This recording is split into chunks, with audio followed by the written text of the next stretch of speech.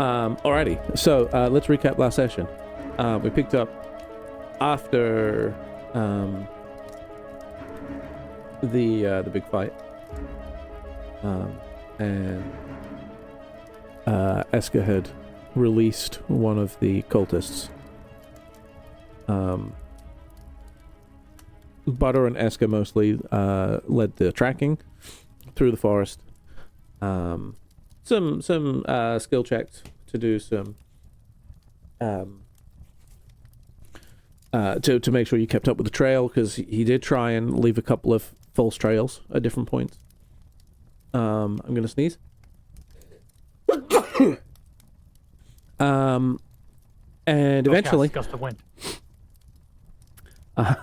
Eventually, you made it to a clearing in the woods. There was a toppled statue, another statue. There was a pile of bones and corpses and such things, and then a largish gathering of various different creatures, headed by the Triton and a moon elf. After doing some thinking back, and they were like talking amongst themselves. Thinking back, Eska believes that this is the same moon elf, one who was talking to her during the fight in the ravine area, but secondly could also be the same moon elf that she saw in Delzimer.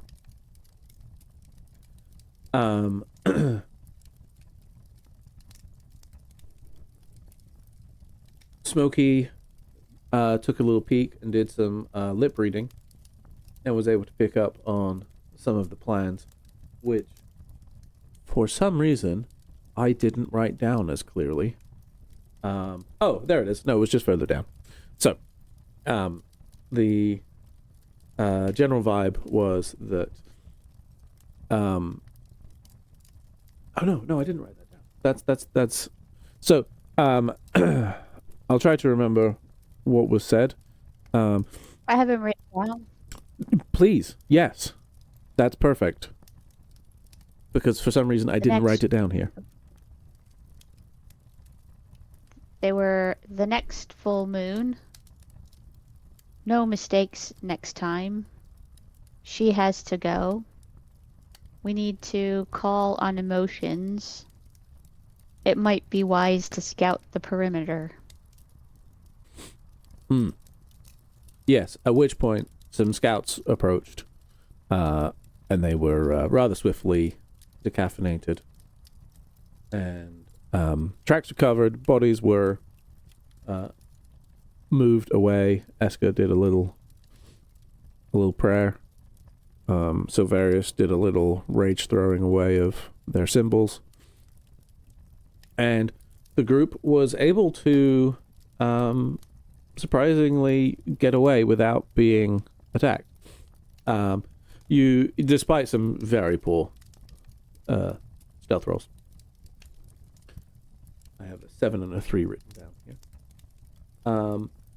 Eska, so the decision, there was a question about next steps. General vibe was that you guys are not in a position to go head on with this group, considering the size of them.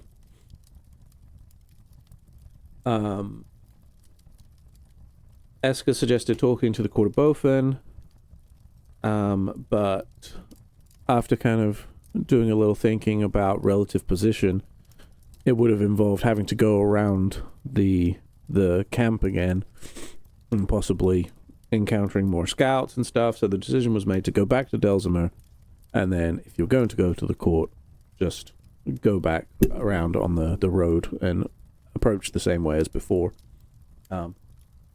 Also, there was talk of researching Malar. Once again, not at the Fulrith. Definitely not at the Fulrith.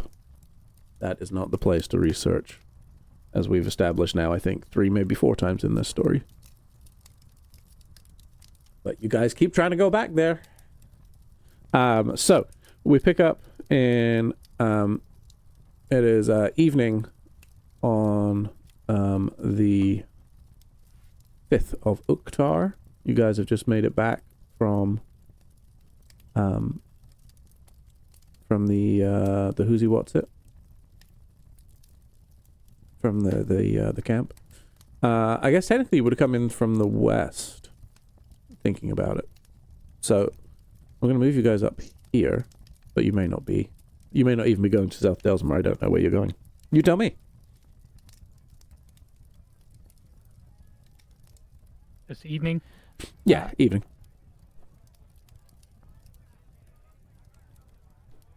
Like how evening? Probably approaching mealtime. Okay. I mean, I eat at like 8 o'clock on the average. We decided that if I remember that they were talking about attacking at the next full moon, but we think there's a while before that's going to happen because we just had one, right? So Yeah. is there any reason not to just go back to town and just sort of rest up for the evening and go out tomorrow and do some research? I think that sounds... Does anyone have like a burning desire to, start immediately on return, or should we? I'm just sort of trying to think sort of logically as people who have been through a big fight, I know in D&D it's like it's hard not to just sort of optimize every second of every day. But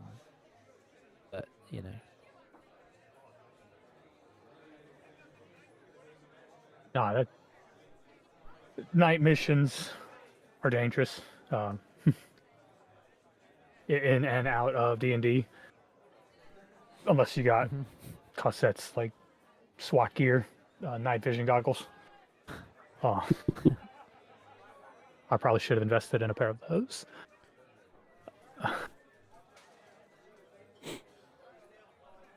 But now back in the safety of the town, I feel like we should just spend our evening here. Yeah, I agree. That was a lot for one day. Yeah, I can't remember exactly where we started in the morning, but at the very least, we got in the big fight with we probably set out that morning and had the fight with the boars, and then at the camp. So that's quite a lot because that fight with the boars was pretty nasty. Yeah, that's correct. Feels like we've been awake for months. Yeah.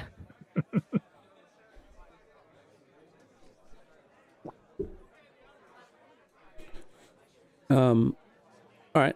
So I do think it would make sense, like as we're eating and just kind of as the evening goes through, if we hear anything, because obviously there was a lot of movement going on. So if there's anybody talking about, I don't know, I guess running into anybody who looked suspicious. I mean, they seem to be pretty far off from the town, but I mean, we'd definitely be like listening into other tables or people that came in if we go get food, I suppose. where are you? Where are you going to post up then? Is the bucket of blood? Is that where more like of the people who would be like workers would go? Yeah, it's a very sort of everyman location with floor cheese. I mean, as much as I hate the bucket of blood, I think and maybe it's more likely to have somebody that would have been out, I don't know, maybe exposed to that as opposed to, I forget the other place that maybe more town folk. But Bador is enthusiastic about this plan. He'll be very excited to go. He loves the bucket of blood. That is his pace. He can restock on his stinky cheese. That's it. His picture's on the wall. He drank a whole bucket of blood in under an hour, and so he got the award on the wall. And it was free. Yeah, and he didn't even have to pay for it. So Virus is going to let them go in there first, and he's going to take the lot of weapons over to the guard, the Nagra guardhouse, to update them on I guess, the situation? Because we haven't updated them yet, have we? I believe there was a brief check-in with Ilescu before you guys headed out, just letting him know, hey, it's dangerous out there, especially on that west road. If you have guards out there, be prepared because regular weapons may not be effective, that sort of thing. So they know vaguely about the threats. But yeah, giving a more accurate update could be handy. Yeah, that's what I'm gonna do. Okay. To begin with, so we're splitting the party. I'd go with Silverius, I guess. Okay. All right. Yeah, you can absolutely wander over there. And you see a couple of bored-looking guards. I mean, this is probably the least risky location in this area. Like, it's the most pointless place to guard. To have 2 guards posted outside the guardhouse. I think there's only 1 right now. But, to have guards outside the guardhouse seems kind of redundant. Nobody's attacking the guardhouse. But nevertheless, there's always someone there posted out, just to remind people that the guardhouse is guarded by guards. And you're encouraged to go in and you see, it's a short wait and you can go into Ilesco's office there on the side, and he looks up a little bleary-eyed. Doesn't look like he's been getting a whole lot of sleep lately. He says, back again? Look a bit worse for wear. We settled some things out in the woods. And Silvaris, he'll put I guess, like a bag of weapons. Oh. Okay. What do you want me to do with that? Well, use it. You're the town guard. Oh. All right. Could probably put it to use. So. If you don't want it, we can sell it. No, it's fine. We can make use of it. I got new recruits coming up soon.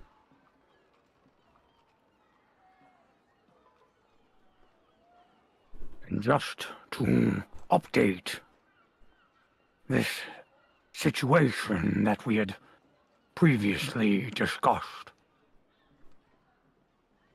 it may be more of an issue monthly around every new moon.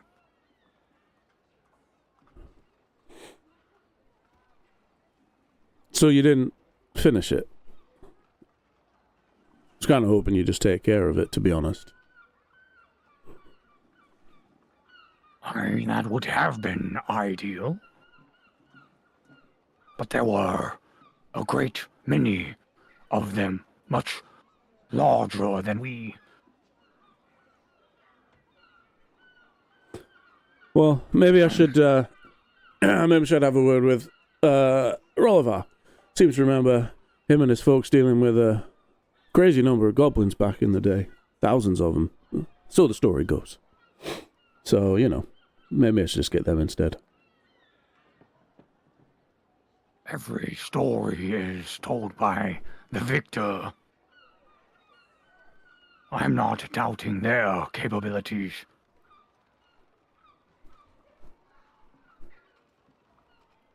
But I am doubting their capabilities.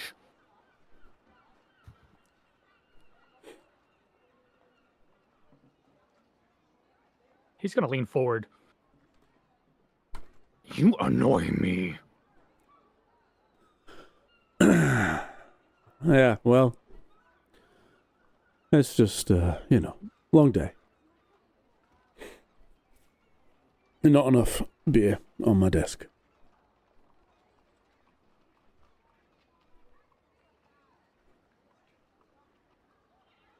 Tell you what.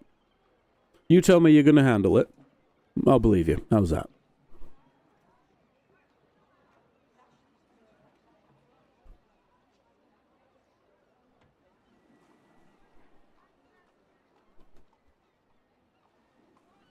Oh boy. Cassette just kind of tugs on your shoulder, like, this may be as about as productive as this interaction is going to be. Eska comes in and goes, fight, fight, fight, fight.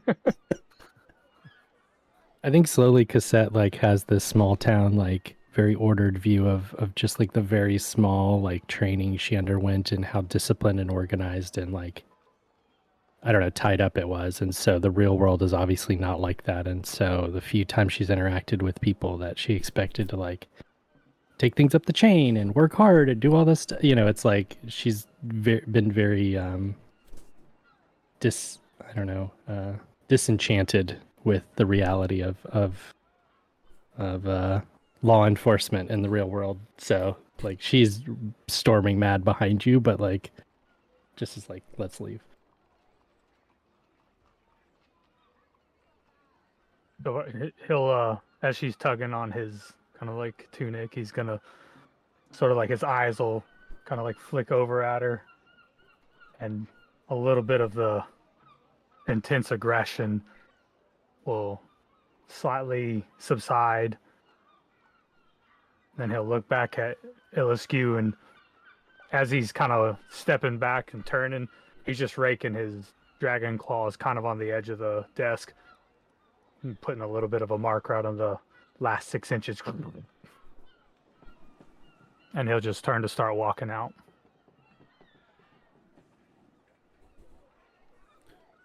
He says, so was that a yes?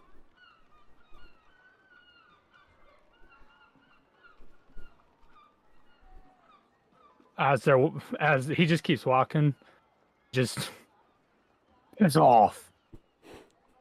and walks out. Very huffy.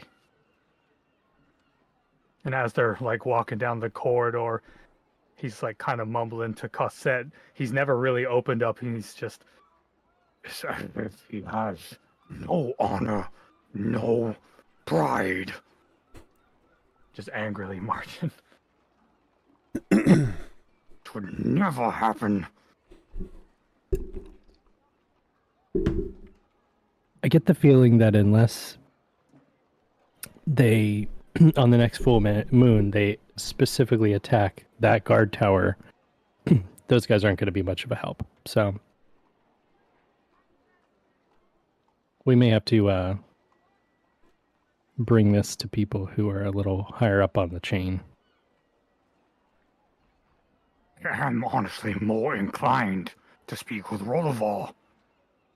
Even he would be more useful when a criminal is a better town guard. Alleged criminal. Maybe. But I do agree that I think the role of our, obviously this is bigger than we anticipated. So I do think that it may be something we need to notify Rolovar of, or at least keep them in the loop, because we may need their help. They certainly are more likely a useful contact. Honestly, I'm about done with LSQ.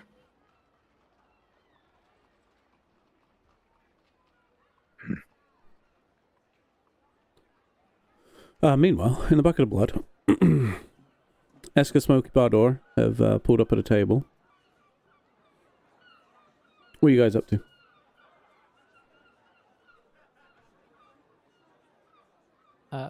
Probably just listening, really.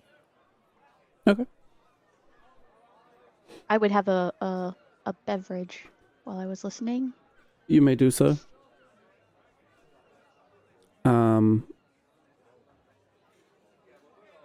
Yeah. saucer of milk. Ew. Give me a perception check, you two. as you're just listening out.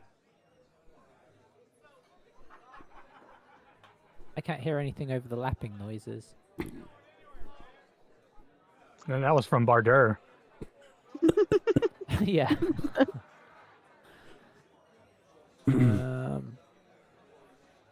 I have 21. 12. Okay. Yeah, Eska's not really paying too much attention.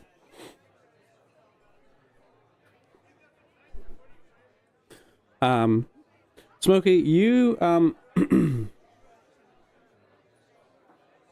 you don't. I mean, you can hear lots of conversations. You can pretty much listen into whichever one you want, especially since you can then read the lips of whoever's talking. So you're definitely paying close attention. Most of the conversations are utterly unrelated to anything that you're interested in, unless they happen to pique your interest. So, you know, there's standard conversations, a little bit of gossip here and there, but at the moment, there's nothing that stands out as relating to what's going on for you. I'll let you know if that changes. Okie doke. Yeah, for now, you can just enjoy a drink. Cosette and Silverius heading back to the Bucket of Blood now? I think so. Unless there's anywhere else. Yeah, I'd say heading back there, yeah. Can I ask a question? Does Eska feel any physical or mental scarring from the earlier encounters? Because obviously she had somebody talking into her head. So she's got voices in her head. Plus, took some nasty blows and also was affected by that whatever, you know, blood curse or whatever you want to call that, that was inflicted on her and seemed to be affecting her. So she's just trying to sort of gauge how she is now that they're away from the danger. Gotcha. I mean, there's nothing mechanical that's affecting her. As to anything else, I mean, to an extent, I think you can decide that as to whether you think, Okay. you know, she's definitely having how some, affected. post trauma. Yeah, I think she's affected in terms of her mental state. I was just checking there wasn't any lingering sort of voices or, you know, imprint from that necessarily.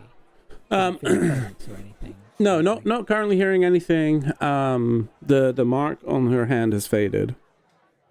And obviously there were some pretty nasty wounds that, while they have been magically healed, they're not gone. You know, there's some damage there. But yeah, broadly speaking, you know, you sort of. Okay, that's probably what she's doing. That's probably why she's Mhm. not listening. Then she's probably just her thoughts are lingering on what has been said and repeated about her and whatnot, and trying to work out why, in some ways, what it means. And you would know, looking out, you can see that the moon is now just a hair under full. It's just starting to wane.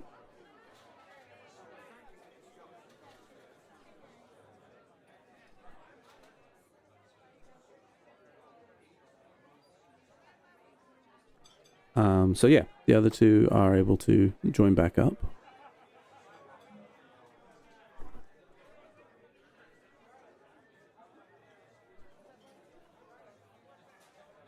And you see Smokey just like staring off at another table, intently looking at someone's lips. As Eska's just looking around aimlessly, and Bardor is just looking at his beer. Almost lovingly.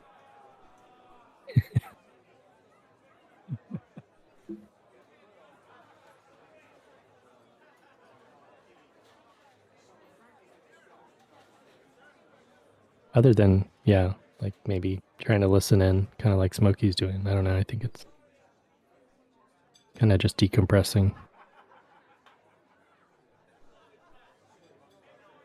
And looking around the room to just kind of feel like a normal night. Everybody is, I guess, seemingly regular.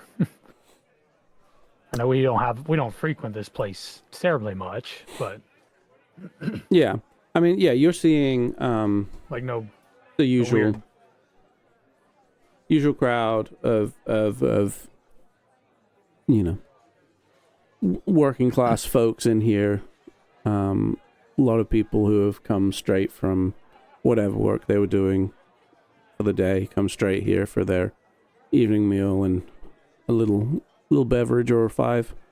Every now and then there's like a outburst from a table as someone gets a little personally offended by something unnecessary, that sort of thing. But yeah, broadly speaking, they are pretty normal. Was any food brought to the table from the group that arrived before us?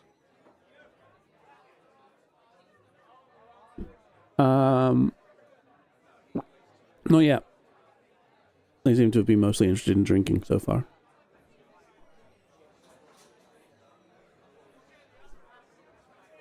Yeah, I guess so far as Hill.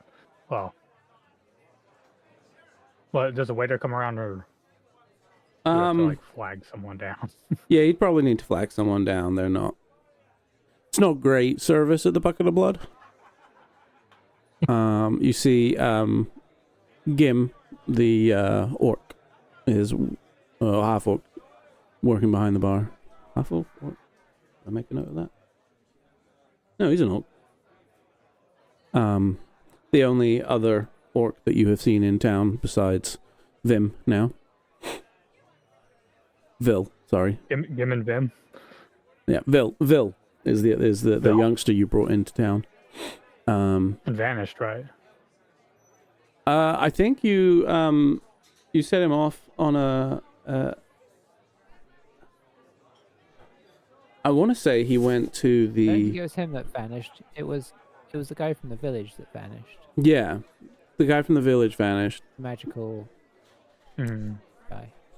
Vil, I think, has gone to the Magic Academy to try and learn some arts, if I recall correctly. Yeah, we dropped him off to work. I think he was gonna maybe work there and see if he And could try and get train a bit. somewhat. Yeah, Yeah. because you had an in after talking to Cater's mentors there.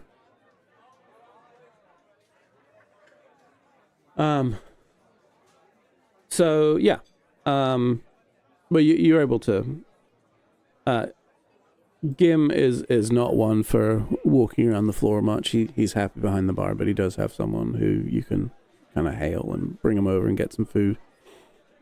It is food.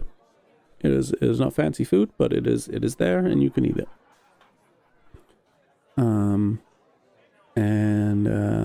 Yeah, unless you have anything specific, you can start thinking about where you might want to end up for the night.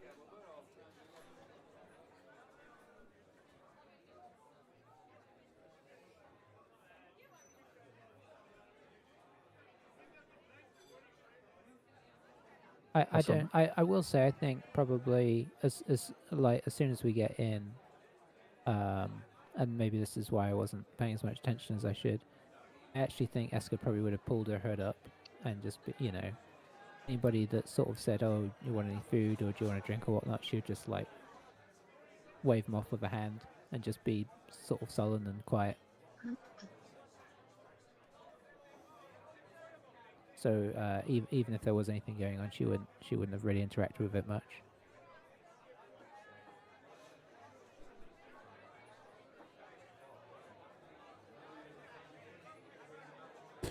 While we're all waiting, Savaris is kind of just sitting there with his arm crossed, and he's looking around, and he keeps on kind of like looking at Eska because of it is a little bit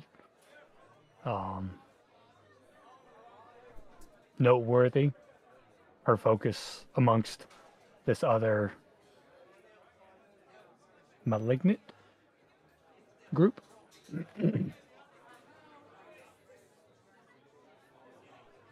Does Eska just keep her hood up and like remain focused down? Does she ever look up or?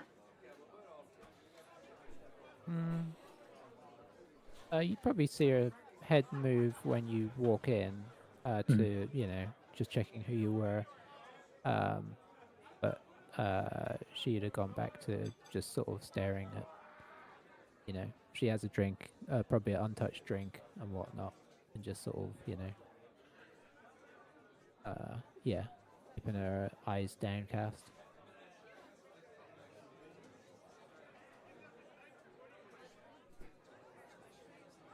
Although it's hard to tell that because when she has her cloak fully up, it's Yeah. it can get pretty dark under there. So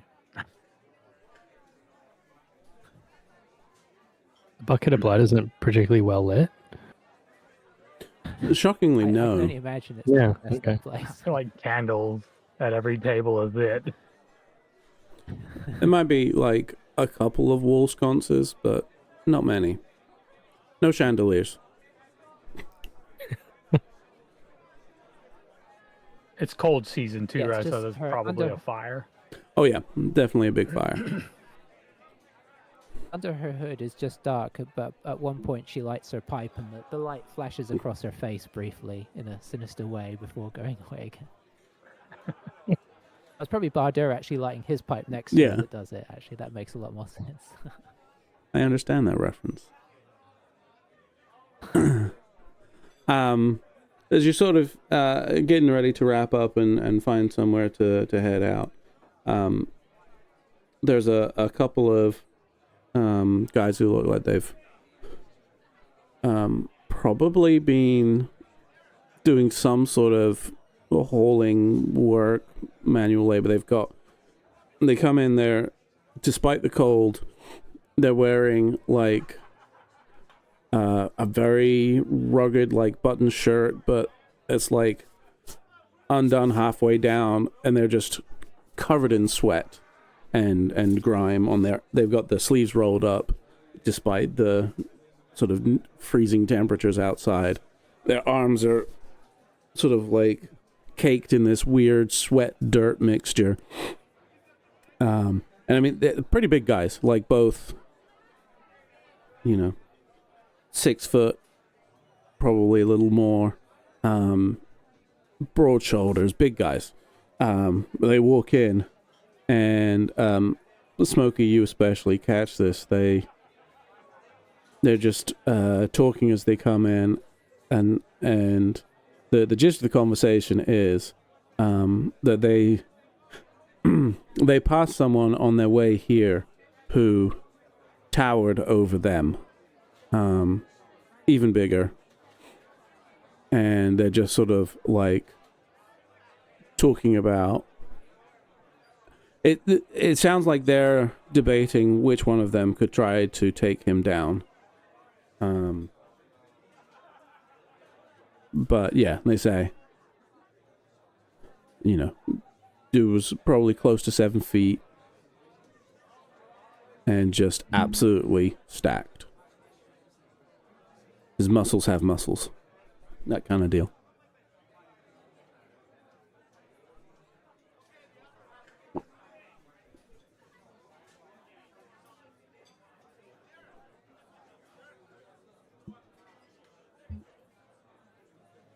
That's it. That's what you hear.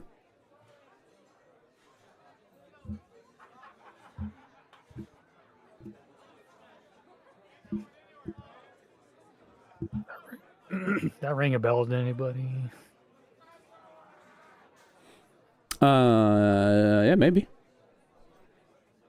Could do. Wasn't there Goliath? Somebody saw a Goliath in town. Was that a Goliath female though? I thought that was a female. Yeah. Oh, the one, I think that was the That one was that ran into so- me.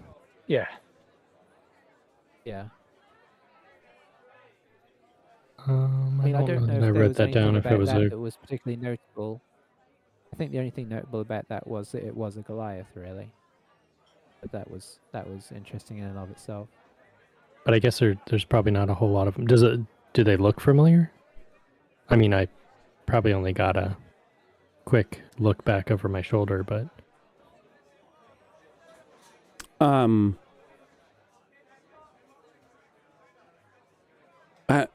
you mean? like, did I get enough? Does this person look like the same person that I ran into, or did I even see enough of that person to be able to have any sort of recollection? I mean, certainly the description sounds similar. Okay.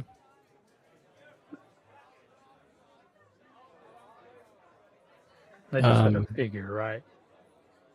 Or a person. Yeah. Okay.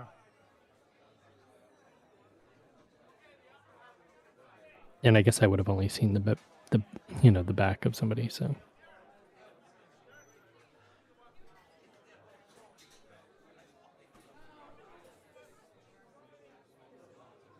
Wait, did they say they just saw that? Yes. In town. I guess real quick, Tavares, he'll tell Key Docs to fly outside and take a peek.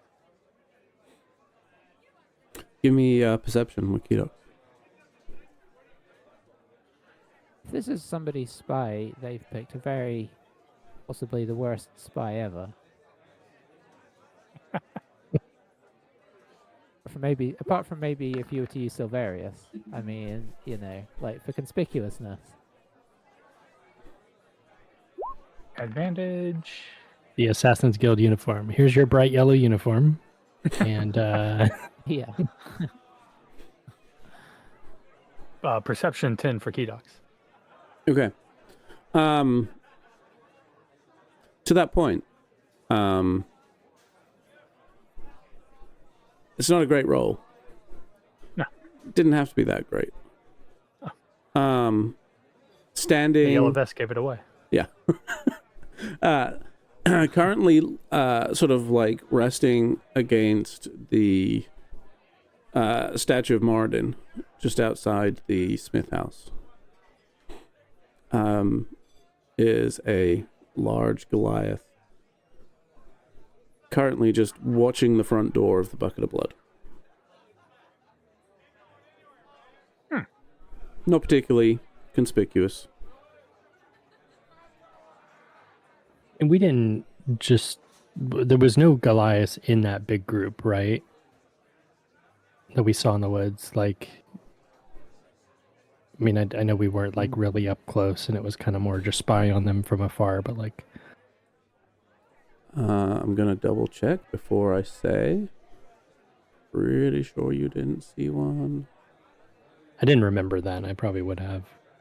I gotta find the right map. There we go. Took a snapshot, I think, also in Discord. Yeah. None visible. Correct.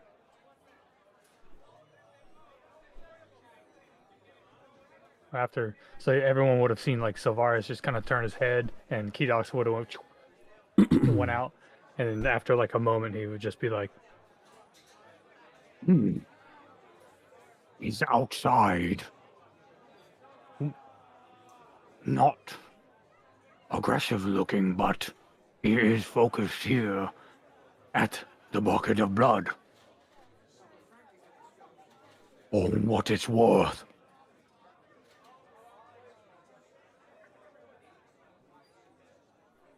and he'll they were concerning because they were rude, but I don't know. I guess they haven't technically done anything wrong.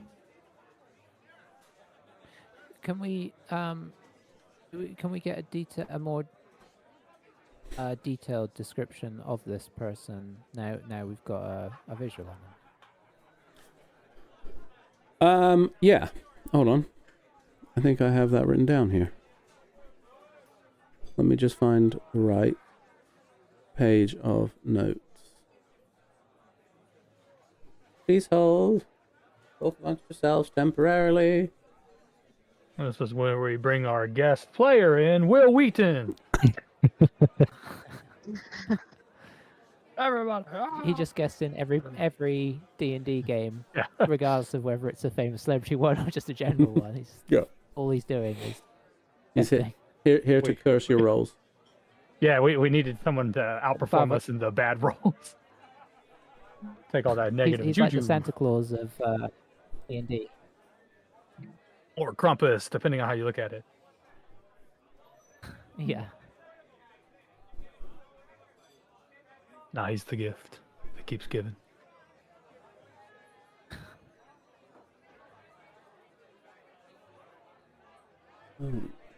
Come on. Let's go.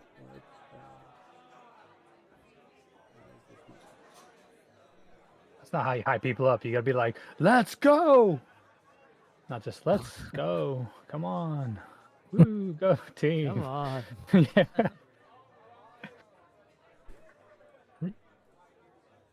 Bilbo would have left his house for that. Let's go. Mr. Frodo, That's fair. let's go.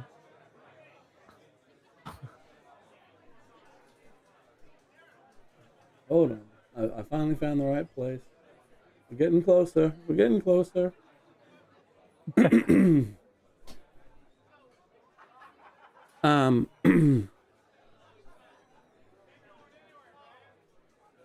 So, yeah, he is a dude.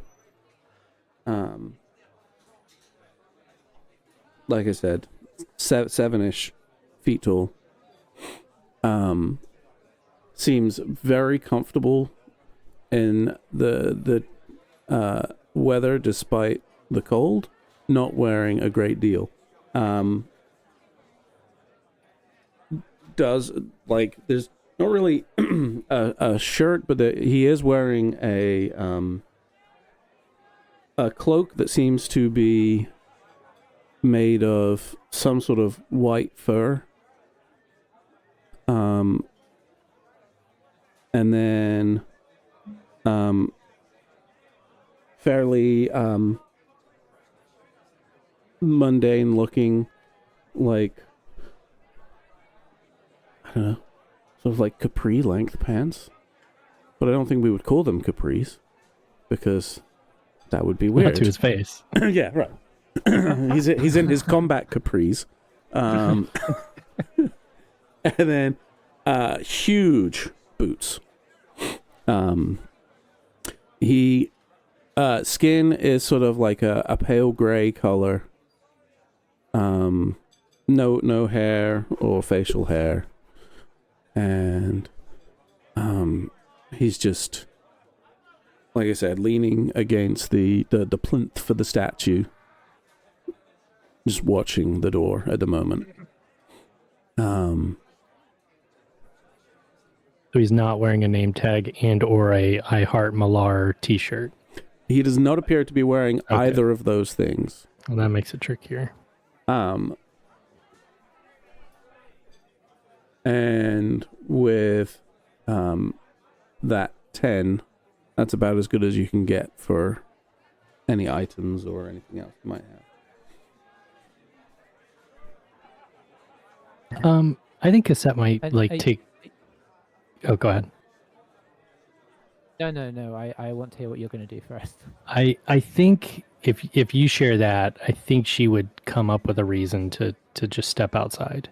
Like maybe just, I don't know, go kick off her boots out the front door and then come back in. But like just enough to maybe just try to assess like combat, like what they're armed with, maybe combat ability, that sort of thing that maybe Kedox would not have been able to gauge, but also like not make a big thing of it.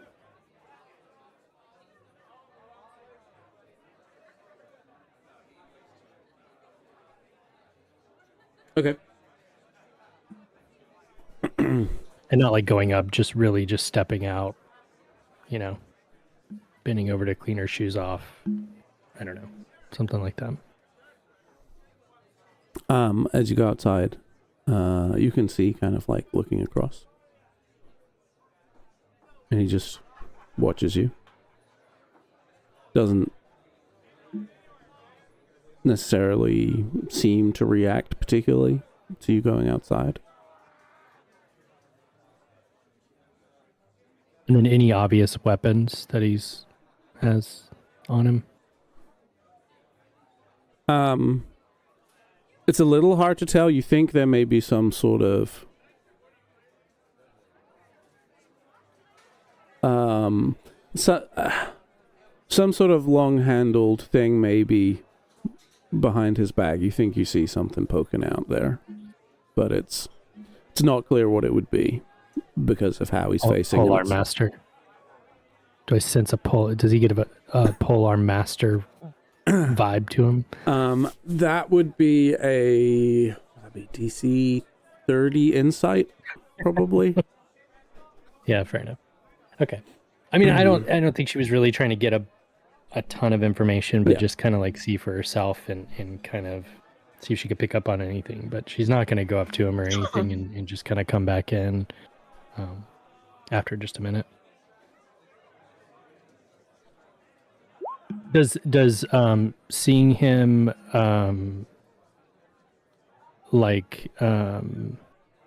imagine people don't change their clothes a ton. Like, does that kind of click? Like this is most likely the same person or same Goliath? I mean, she's assuming there's not a ton of them, but you have not seen any others. Is there anything to be like that's not the same Goliath? No. Okay. No, I mean, size-wise, definitely feels about right. And I think she comes back and sits down and, just says, like, I mean, I don't know, he seems to be carrying a weapon, but I didn't pick up much. Honestly, they haven't done anything wrong, so I don't know that we can do much, but maybe Kedox can see where he goes, or... I'll have him Esker's maintain an eye. Esker's, I guess, has been listening to this, and says, "I'll be back." Just gets up, grabs her by the arm. Where are you going? I want to take a look myself. You have a problem with that? No, but why? Where you grab her arm, it's quite cold. When he'll kind of like look at his hand real quick because he's looking at her when he grabs, and he looks down and looks back up at her, just acknowledging that it's noteworthy. And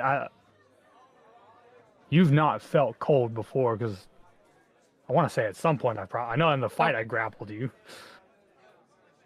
Not this cold. Okay. I don't let go though. I'm still holding you. Why?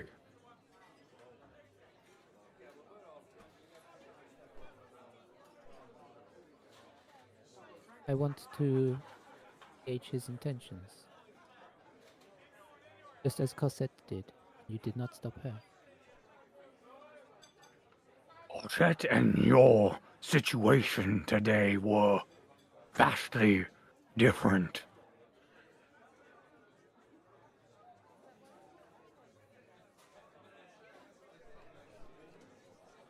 Yes, they wanted to kill her.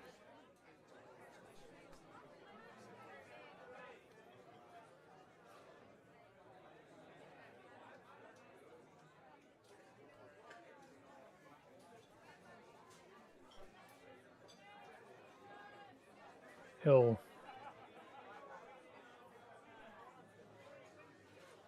he just and he lets go slowly. As soon as he lets go, she just keeps walking to the door. As she, I mean, assuming nobody's jumping to stop her, as she gets to the door, she is going to cast Alter Self as she opens the door to try and mask the sudden changing in the middle of the pub. So when she's got her back to the pub and her front to the door, essentially, and she will put her hood down as she's exiting, and she will become a slight human man with short ginger hair and a fairly fine ginger beard, relatively short, probably in his mid-30s. So Ed Sheeran. She becomes Ed Sheeran. Yes. Got it. The ladies are very interested. Are you doing subtle spell, or how are you casting? I'll be totally honest. I don't have. I wanted to. I think Angie might have the handbook, and I don't have it up on screen, so I don't know what it involves. But if I need to cast it subtly, I will cast it subtly. All right, I can pull up your character. Hold on. I mean, I can bring you the handbook if you need. Let me. I can bring up the mic too far away. I can pull up the character sheet real quick. That should tell me. Sorry, I can bring you the handbook if you think you need it for more things. No. Way too close. So close now. Sorry. Alter Self. Sure, public roll. That'll just tell everyone what it does. All right, it's vocal and somatic. Yeah, she'll cast subtly then. She wants to sort of not tip off anybody anywhere, really. I think that's your last second level spell of the day, too. For what it's worth. Yeah, it is. You can take it off there if you want. I've got it marked down here, but take it off there as well. So I did. And I believe that's my second sorcery point used for the day as well. Is it just one sorcery point for subtle, regardless of what your subtly? Because I know some of them are. It relates to the spell. I could tell you if I had the. Yeah, I know. Yeah, I don't know. Hold on. Next week this won't be a problem. Next time this won't be a problem. Yeah, I don't know if it's the same level of the spell or if it's. No, it's just one. Just one per. Yep. Which was the one that you got So, from she what's his casts face? something Oh, it was else. Careful, wasn't it? Careful. Yeah. Okay. I'm not going to use that because I don't feel too much danger is imminent to anybody. Sure. No, that's fine. I was just curious.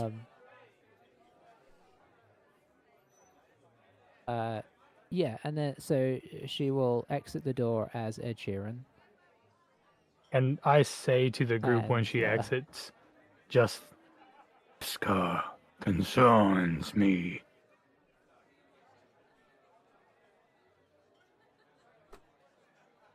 kind of in the dual timing of it.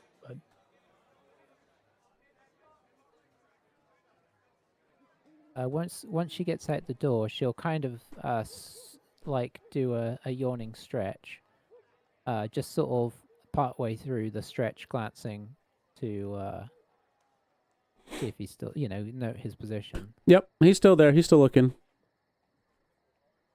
and then she'll just wander off down the road. Which way? Sort of fairly slowly. Right. Towards the statue or away from the statue? I'll be honest. I'm having to try and remember. I don't have roll 20 up. So, Sure. Okay, so the bucket of blood is whichever seems like the north of the map, it's kind of in the north, right? south facing, Whichever way. and he is further south. Whichever way feels. Okay, she's basically gonna turn in the direction of where the most close by residential homes are. So like she's trying to appear as natural as possible as a resident. So just you know, Yeah. if that helps. I presume we have some knowledge by now of Yeah, where there's. close by residents would be. I mean, there's some right there.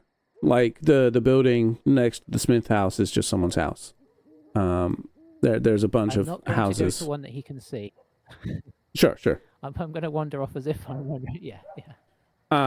You would The aim being that I just want to get out of sight, essentially. That's very easy to do.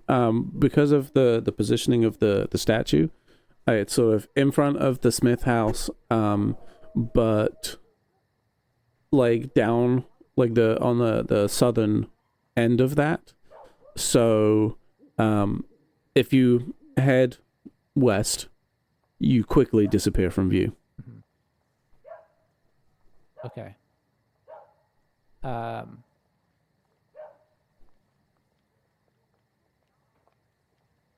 As I turn, as I'm turning, essentially, as I'm getting close to that view, does he seem to have altered position at all?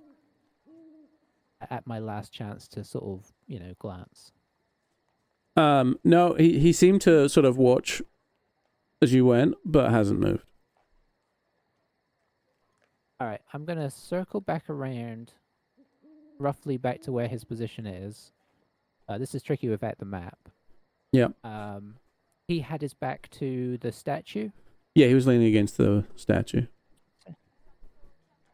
Okay, I'm essentially going to attempt to sneak up behind him. Okay. There's a stand of trees behind the shrine and the Smith house that you could walk through. Give me a stealth check. Is it dim? Is it dark enough that I can claim my advantage for moon elfness? At this point, yeah, probably. Especially under the trees. Alrighty. Alright, so we've got a 23. Okay, you feel pretty stealthy. So yeah, you loop through the oh, that zoomed a bit aggressively. You loop through the woods and come out pretty close to the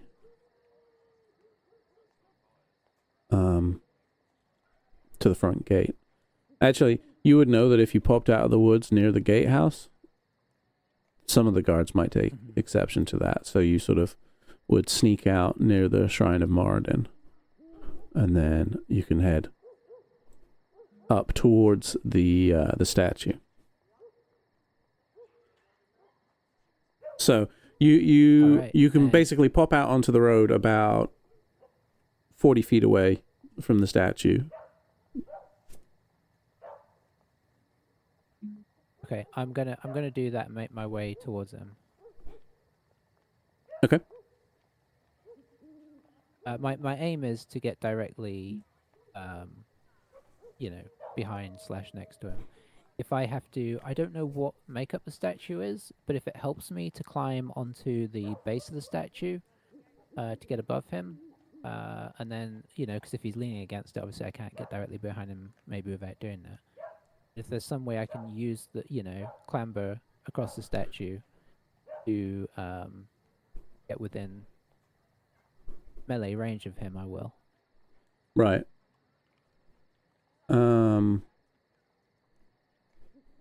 Looking to see. I'm just going to pop something on the map just so we have a thing there. Yeah, I'm sort of relying on you to tell me what I require to do this, but Yeah. I'll give you the idea of what I'm trying to do. This is not his exact model by any case, but so yeah, he is like propped up against it. I mean, so there's a wide plinth that is about circular plinth about what would we say that is? I don't know, 10 feet across. And it's about 4 feet high. And then the statue stands on that. No particularly tall statue because it is Moradin. So, it's a dwarf. But I mean, he's not built life size. He's the statue is sort of, I guess it would be height wise. Is probably like 6-ish feet. So they've sort of bulked him up a bit.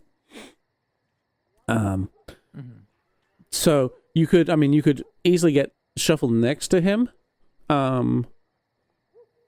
or and do that quietly. If you wanted to like try and climb up onto the thing, you definitely need to make another stealth check.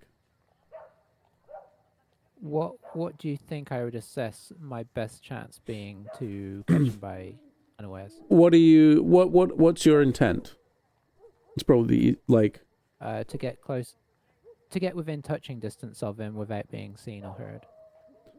based on where his focus is, you probably can just come up alongside. Like sidle around. Yeah. Without Okay, yeah, that would case, I'll probably do that. be less jarring than trying to climb up. Okay. Then I will attempt to get up on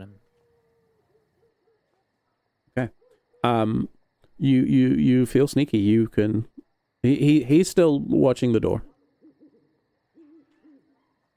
In that case, Eska she'll sort of, because of the open nature of it, she'll be walking as quietly as possible, and from the woods up towards him, but without tippy-toeing, crouching, because he can't see her, so she doesn't need to hide in that sense. And then when she gets close, she'll slow down even more and get more panther-like, and just sort of stalk up.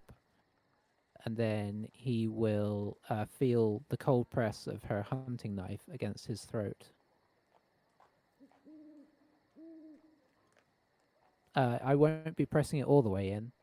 It's just a warning. You can see there's like a little flicker of a smile, and he doesn't really flinch. Just says She will. Okay. Yeah. yeah, he just says, should have known.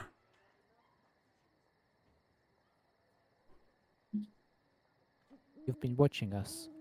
Why?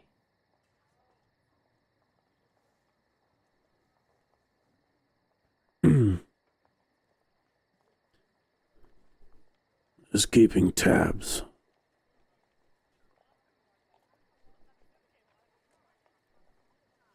She'll have dropped Alt herself by now because she doesn't need it anymore. Before. I'm tired of people watching. Too many people.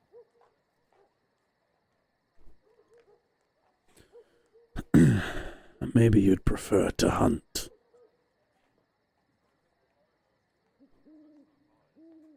So you're with them.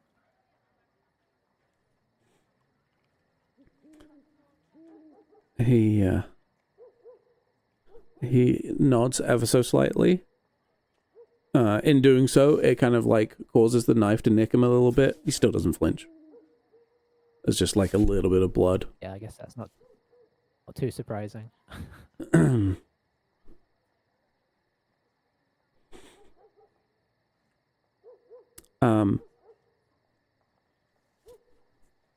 And your hunting knife isn't silvered, right? I don't believe. No. So actually, you would see as that happens. I've got it in my inventory, or in my like about section. I don't think it was a silvered one though. I don't think. I think it was just a nice one. Yeah.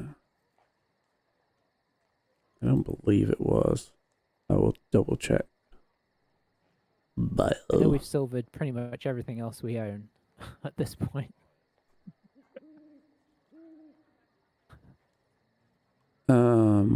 Ironically, you do have listed on there that you have a non-magical silver dagger, but it says it was for Bardoor. That's funny. Sounds about right. Yeah. Dwarf forged hunting I'm not knife. gonna give him that, of course. No, of course not. Bronze blade. That is distinctly not silver. That is bronze. But yeah, so you see, the wound just sort of close back up. As, what was your question? I've forgotten now. I feel like you said something and then. I think he answered. Oh, okay. Well, I said, "Are you with them?" And he nodded. That's I right. don't know if he answered per se. He nodded. Yeah, he nodded. Yeah. That answers that question then. So you are just here to watch, not to act?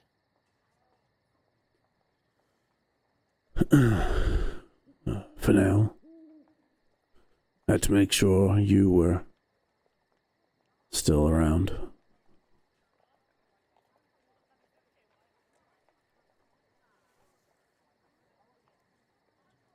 Why are they so interested in me?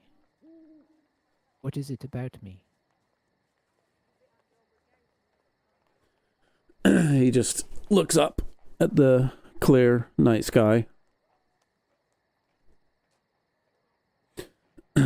You just belong with us. You perhaps haven't realized it yet.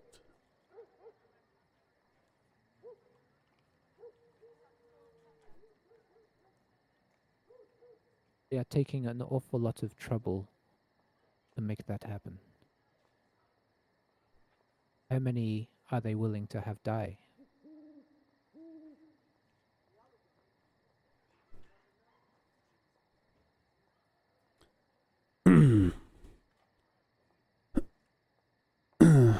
Most that we have lost were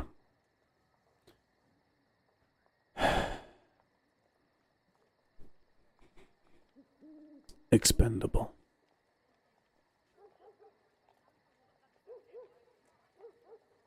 And what about you? And she just presses the knife in a little bit harder to draw blood again. And he chuckles. Just this.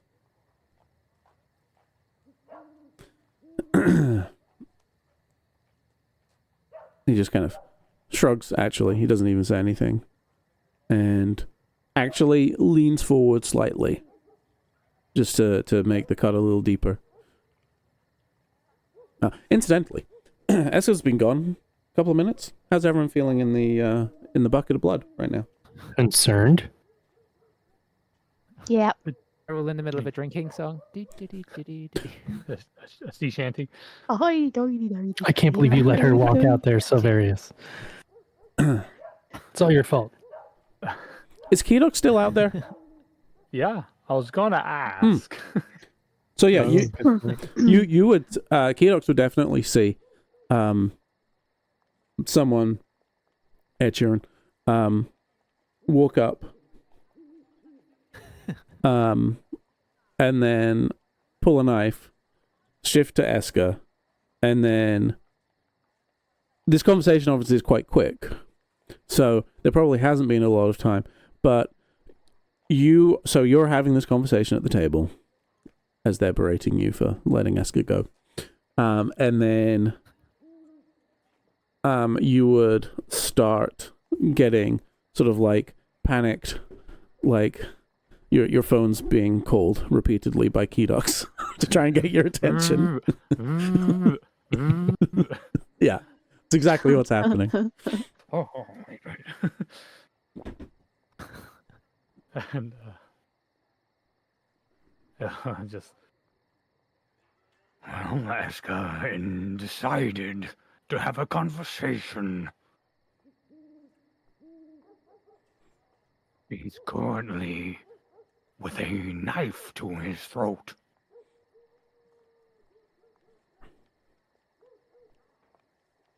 I think if you said that, Cassette would get up and start to walk out. All right, back to Eska. So, yeah, he just shrugs about his own importance. What is your name? You may call me Gorath. Gorath? That's not Esker asking. That's me asking. Yeah. I was like, why isn't my mouse moving? It goes to sleep really fast.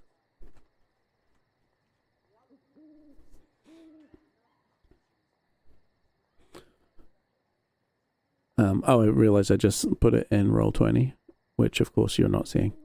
So that's not particularly helpful right now. But That's okay. I'll see it at some point. Yeah. She says, Elgar, there is no need to watch us to make sure we are still here. We are not going anywhere. And you will be seeing us again. he just says, "Oh, I meant still here, as in needed to make sure we hadn't killed you by mistake."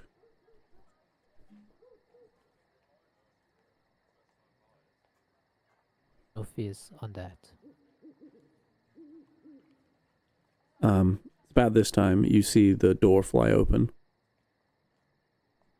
And Cassette, I'm assuming quite wide-eyed, looking over. Is that accurate? And not what she was, yeah.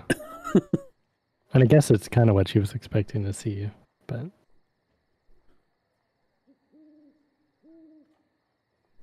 did anybody get up with her? I was kind Yeah. of looking to you and then Silvarius and then wondering, and then we're kind of waiting for Silvarius to get up before I decided if I was going to get up or not. Is she still at Sheeran? No. Oh, Should drop okay. that. Eska Sheeran. So you definitely see I- Eska, like, reaching up to hold this knife to the dude's throat, because it's a little higher. I think she's very shocked, but she just stops and watches. I don't think she'd scream out, like, stop, or, she just, like, is so shocked she just stands there and watches for a couple seconds.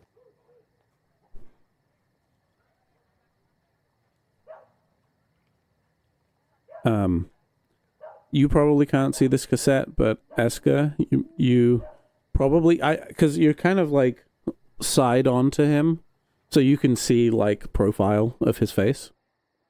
And when Cassette shows up, he kind of almost licks his lips a little bit. And it's like,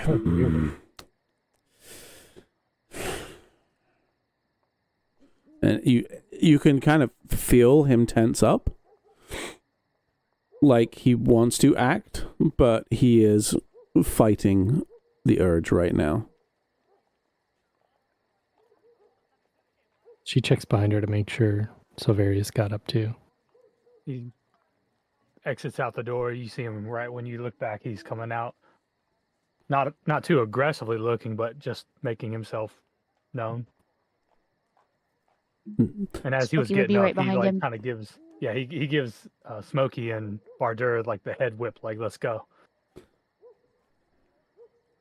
Bador very grudgingly puts down his drink and starts reaching for his bow, and is like, no. So starts reaching for other weapons that he can use. Eventually opts for the falcata since it's silvered. Bardor leaving a beer behind is basically him splitting the party. Not a fun feeling for him.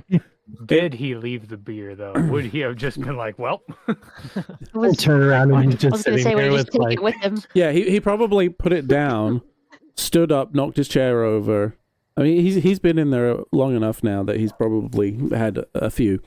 And then started to leave, turned back, grabbed the beer. And yes, I think that is in character.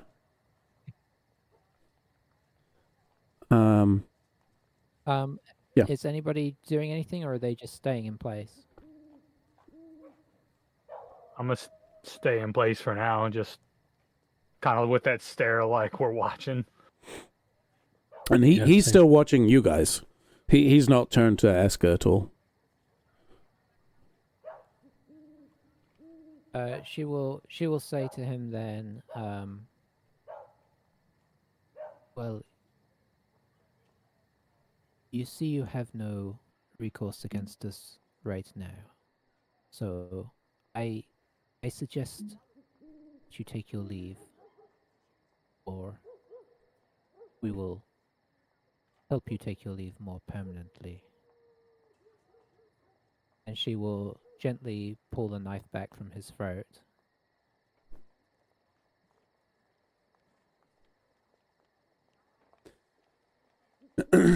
He pauses and pauses, and he's weighing it up.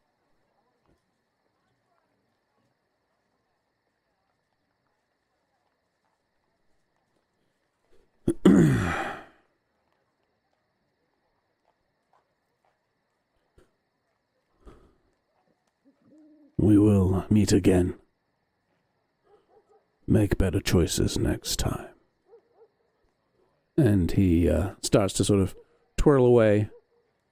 He knows how cloak dynamics work, and he makes sure that that cloak spins out nicely behind him. And heads towards the south gate. I'd like to think Dramatic that pivot it gets and caught in leave. a bench or something. It gets caught in a bench and he starts to walk away. And you go, oh, and then no. Nope.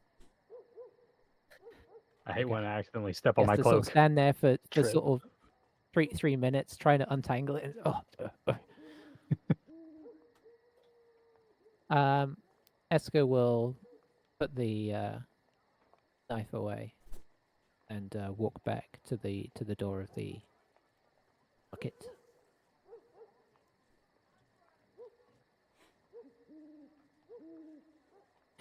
I have gauged his intentions. Certainly. Who was your friend? His name was Garath, and he is with those we have been watching. They have been watching us as well. I guess that makes sense. We are yet again entangled with another group.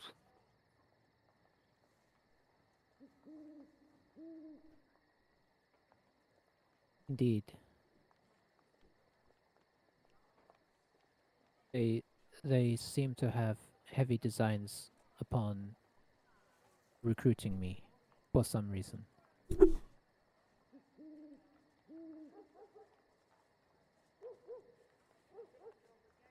Did he say anything about me?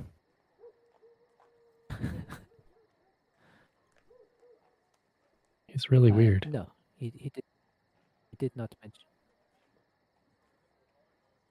mention you, but he did look pretty eager to eat you when you came out. Yeah, you got that too? Okay. That was the vibe I was getting. Yes. They have I do quite not.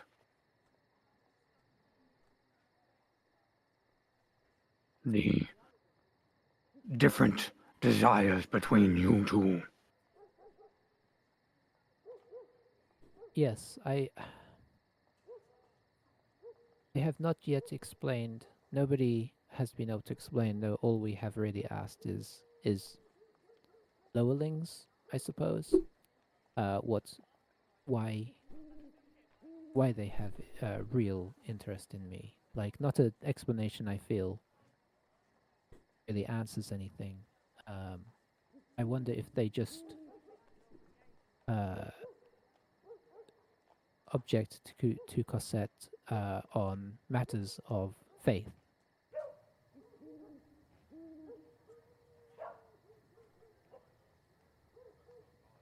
That makes sense. That would be my guess.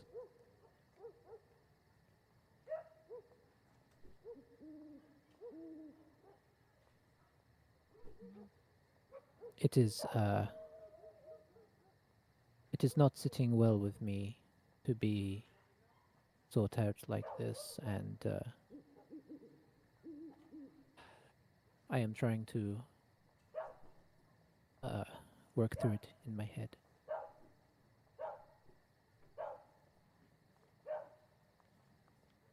A little bit of a history question, and I don't know if you remember, Rich, or anybody. How much have we talked about all of our backgrounds to each other?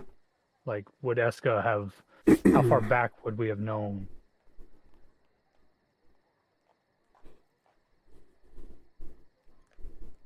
I mean, Eska hasn't. If it helps, Eska's not really shared much. Because I'm guessing we've been together long enough now that, some backstory sharing would have happened of even just casual, like, oh, I used to live here and that kind of stuff. Mm-hmm. I think Eska's kind of insinuated she's from the north and maybe that she traveled around some.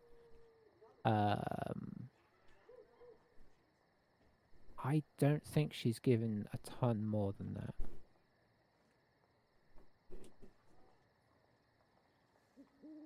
I am tired. I could use time to recharge.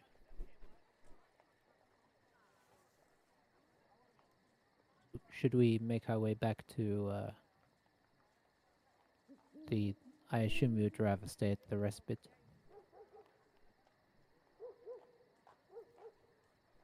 Aye.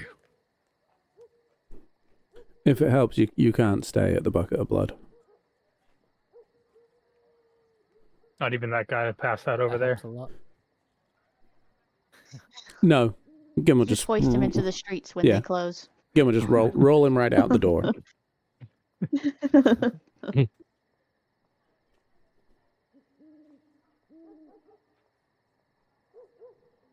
I mean, if We do nobody need presses our further, rest. she will essentially sort of turn and pop her hood back up and start to make her way in that direction.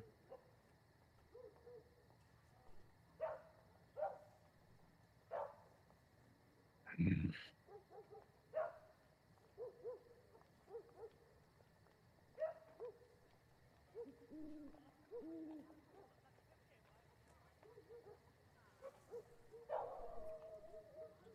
Unless Silverius grabs her arm or something.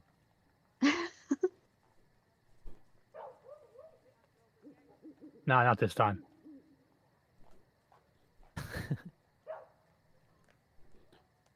Thought about it, but You out here throwing shade, fam?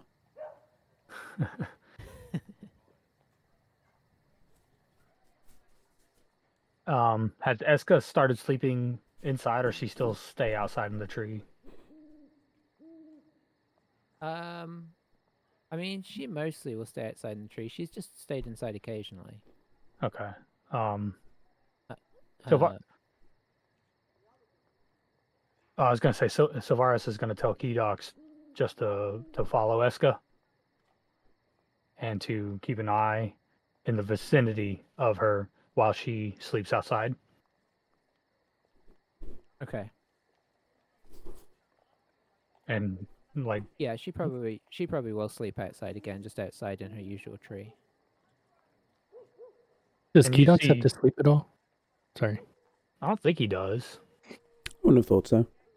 Little 'Cause I was magical creature.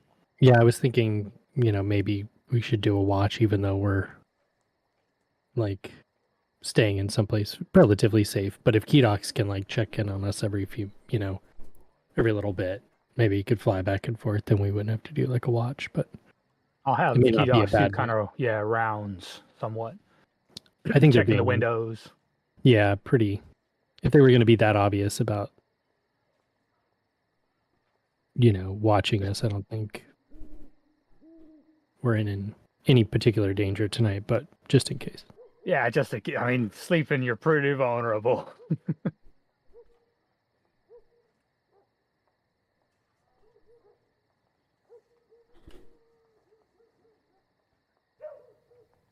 Yeah.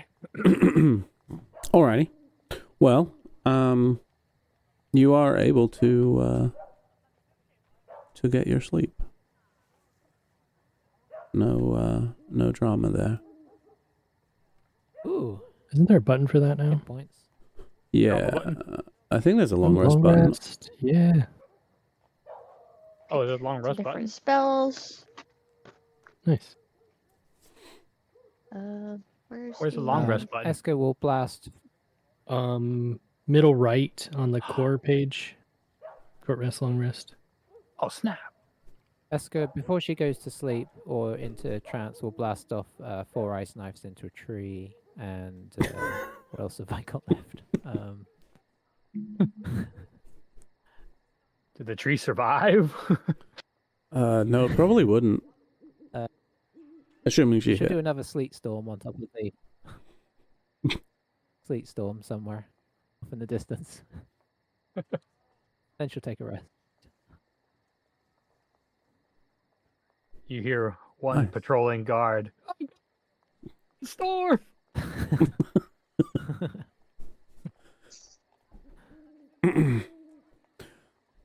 Yeah, even like refreshes your spell slots and everything. That long rest button's great. Very cool, yeah. I did that to you on the sheet. Oh, thanks. Now, here's a question. What if you had exhaustion? Does it? Dude, it moves your exhaustion level down too. Oh, it takes it down. That's cool. Yeah. Oh, that's very clever. Nice. All right. Well, that's good. Just took 3 long rests. Because I was I experimenting. feel great, everybody. Isn't it funny that they took like several years really to really get the character sheets through a computer to do what people have been doing by hand for like 40 years. Yeah. It's like we Yeah. finally figured it out, guys. We finally got it automated to do what we make most people do manually. Yoppers. I'm sure some like Excel guru out there had all this stuff licked 20 years ago. Oh yeah, for sure. I think I even dabbled with it once, and then I got frustrated and gave up. Because there's definitely a level or probably 2 above what I can do in Excel that you would need to get all the like to have things like a clickable button that would do everything that does. Is I understand the concept, but it's more sophisticated than I can muster. But it's very cool. Okay, so it's the morning of the 6th. What's your plans? I am doing meditations or to find new spells Cool. or redo my spells.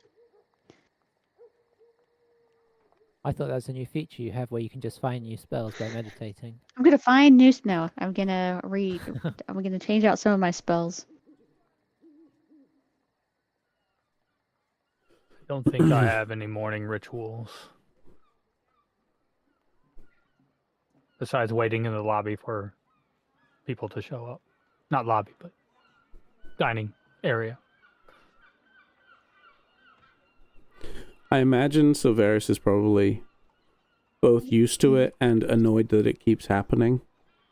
That he's like first one down and is just waiting on everyone to get all their crap together.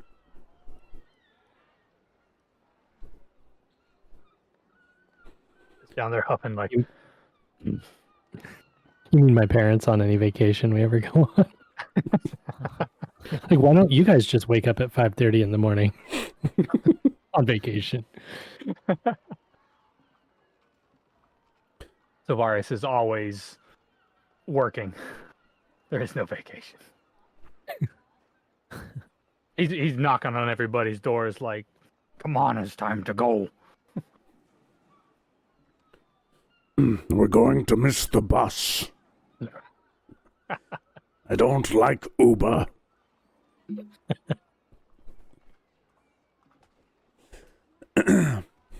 All right. So what's the plan?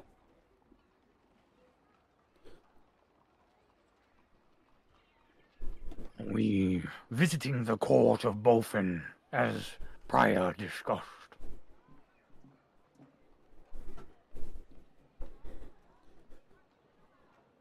It would make sense.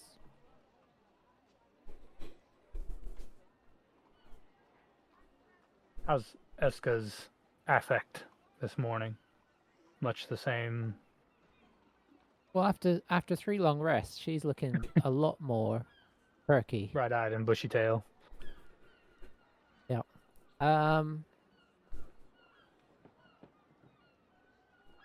I would say troubled. I mean, hoods up is generally Eska's way of saying I'm not in a good mood. So we're hoods up today.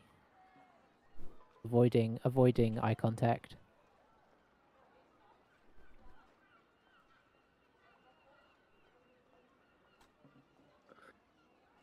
Savaris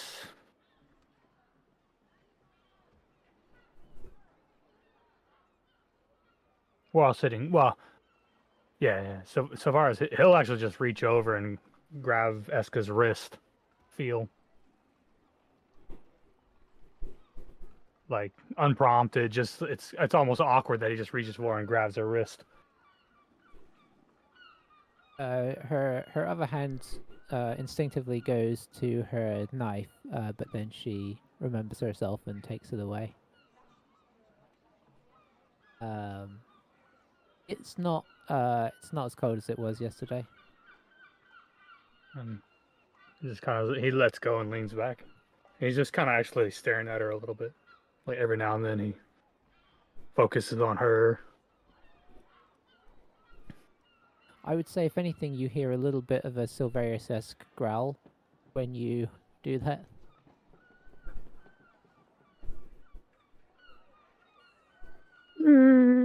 But yeah, I would say, she was, like, imagine somebody's just been out in the cold. You know how somebody feels really cold. Mm-hmm. That's probably what she feels like now. Whether that's because she's been out in the cold or what, I don't know. But definitely not. It's not icy like it was yesterday. So. I mean, it was unusually icy, right? Yeah. Oh yeah. It was. Like it was hypothermic. more than Yeah. Yeah. It was icy enough that you're weird. But like for a normal person, it'd be icy enough that it would be uncomfortable to hold on to for very long. Mm-hmm. I don't want to make assumptions about how Silverius, because Silverius is also a man of the north, so Yeah. and he's not a man, so I'm not going to make any assumptions there. But you notice that it was Plot twist: Savaris is a girl. What? That would be pretty shocked. Ida already knew this because you took a bath together, but That's- Yeah. now the rest of us are finding out. Oh, that makes things even more interesting. Well, he's always been so What uncomfortable around Savaris. Really happened during bath time? Hey, what stays in bath, or what happens in bath time stays in bath time. At the spa. Oh man, imagine when you do bath time with Smokey, what Smokey's gonna look like. The wet cat. Yeah, just Drowned like a tiny rat. little gremlin, essentially.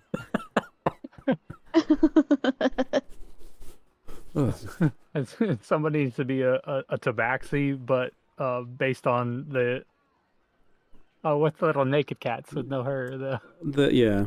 Sphinx cats. Oh, yeah. Sphinx. Sphinx cats, yeah. They would be very weirdly received. Yeah.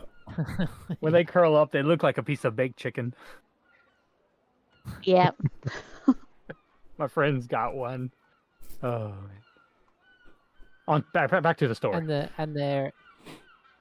one of their character traits is that they don't wear any clothes because they don't feel like they have to because they're a cat because their fur covers it. But nobody's ever told them they don't have any fur, and so they're completely naked. But they're always It's also just very hugging on awkward the everybody whole for time. body warmth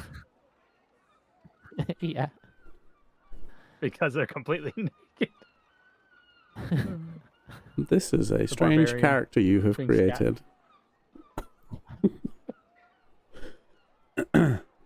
Oh, you want to I'm AI just that writing up, it Rich? down so you can meet them in the Dales. Yeah. Yeah. I'm Yeah, we need a making notes. visual. Oh, That could be the AI, episode's yeah, thumbnail. oh boy. I'm gonna think what AI is gonna do. It's gonna get us demonetized. Yeah. Yeah. Which won't be a huge Oh. problem, but you know. No, yeah, we're pretty much where we left off. If you could make us a picture to get us monetized, that'd be great. I assume it works both ways. Yeah. Oh, man. So anyway, drowned cats aside, what's the okay? So you plan on going to the court? Is that your next step?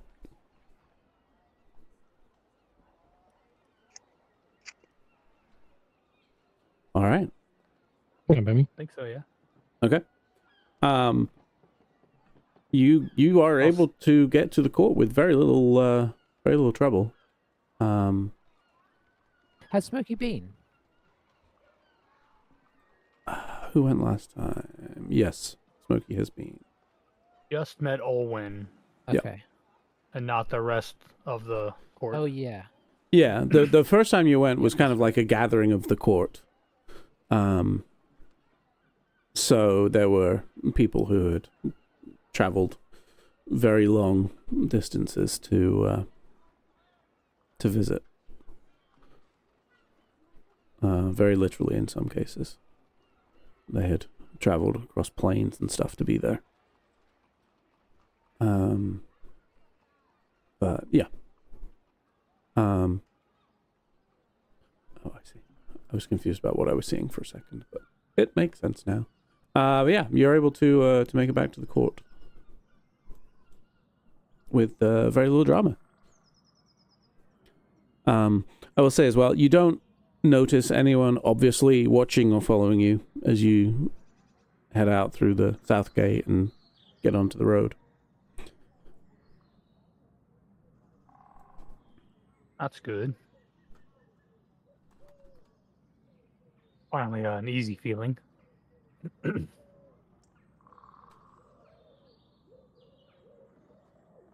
Yeah, but you're able to arrive at the court.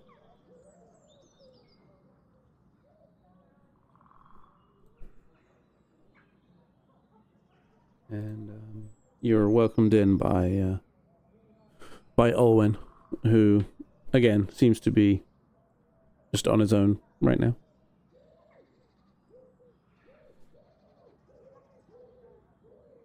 I think Eska probably will be hanging back again. She's sort of blasting in and out of action mode. She's gone back into non-action mode.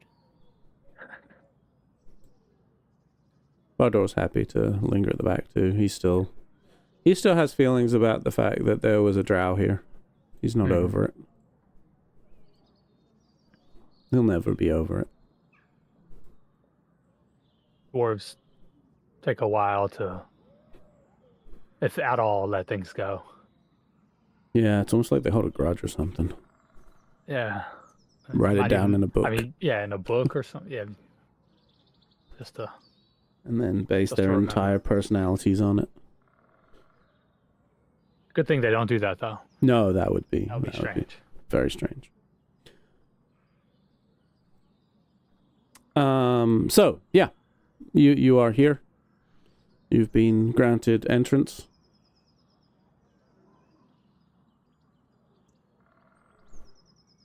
Hail, Olwen. Good day, Hand of Aegis. Have you heard anything since our last conversation? I heard of an encounter in the woods. Heard of more corruption in the beasts.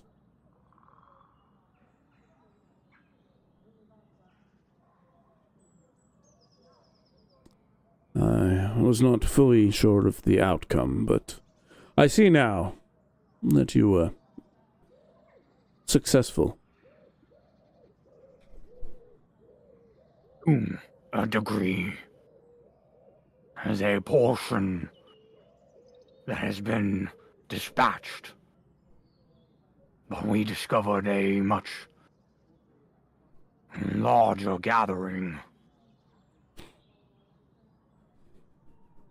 The good news is that they seem to be at their most intense at the full moon.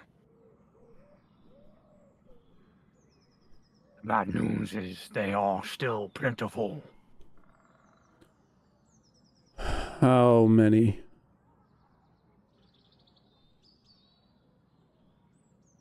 Our sight, there was a gathering. 20 or so. Correct me if I'm wrong.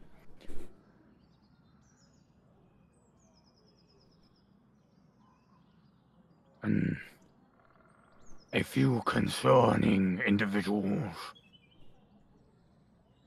Blue-skinned elves in rather immaculate armors. Their followers, not so much. They transformed upon being slain. Their wolf-like visages disappearing. But the most concerning aspect, they are quite interested in farming Corset and potentially trading Eska.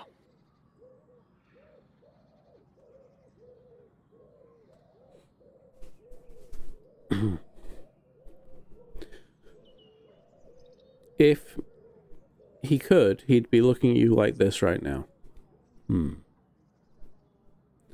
that's a Do challenge. you have a mage hand? That would be great.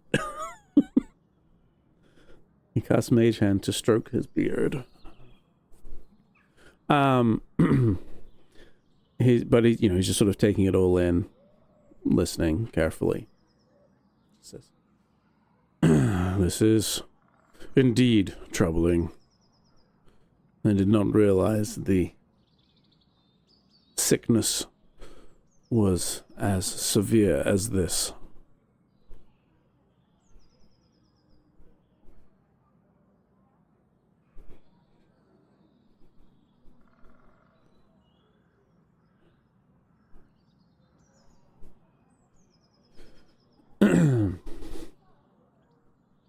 I am troubled.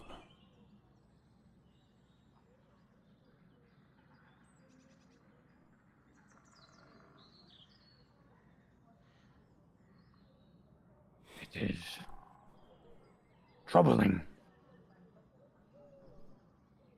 This sickness, has it been present here prior, but less so than now? Or is it intensifying in recent days?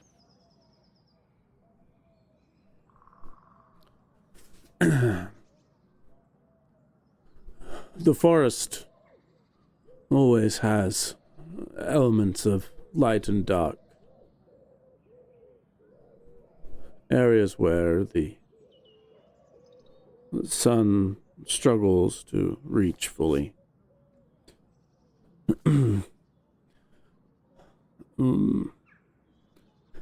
Typically, we are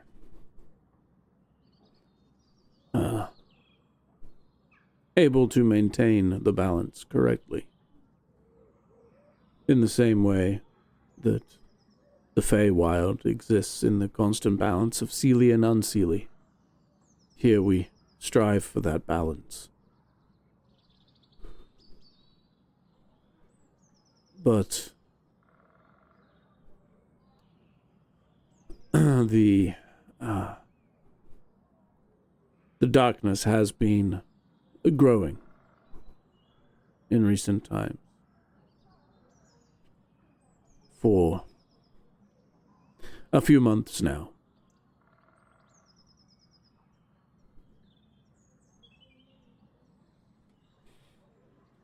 Before we met you, we were starting to hear rumors. That's why when we did meet you, we asked for your help in dealing with the first issue. We thought perhaps that would be enough to restore the balance, but alas.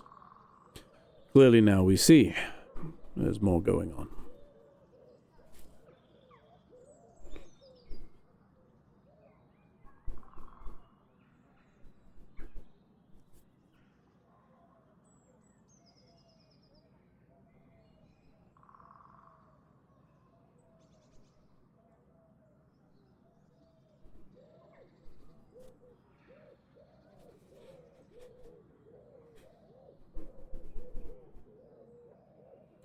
And we are not stopping necessarily in our endeavors to aid. My order. We follow a sense of justice and balance. I am tasked in this region to maintain a level of it. There are many pieces in this puzzle that we are dealing with as a group. But if I can aid in the quelling of evil, I shall. We just need to plan our next moves carefully.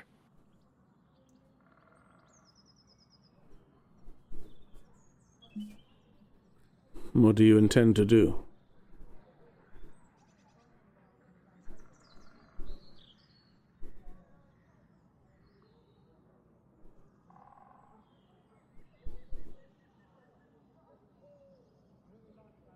Ill working that out.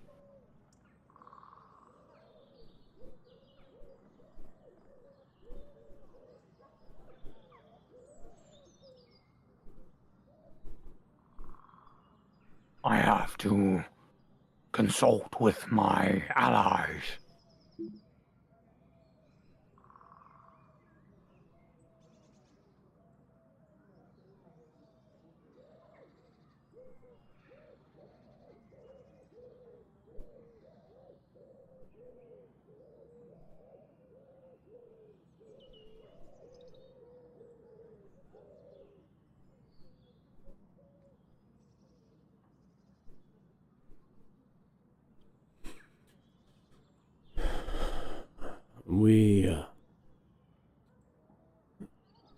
I'm sure this goes without saying, but we would appreciate whatever you can do to rid us of this blight.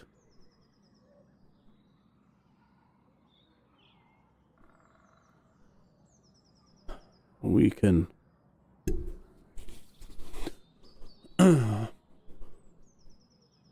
probably provide some sort of benefit to you in your future endeavors from the Feywild. Something that could help. I will send one of my court to make inquiries of something that could be of use to you in the future. I don't know how soon it could be here. The travel to and from the Feywild is unpredictable.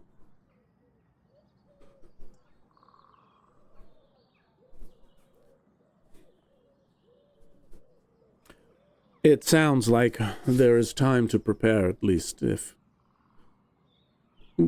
Sounds like what you're saying is they may not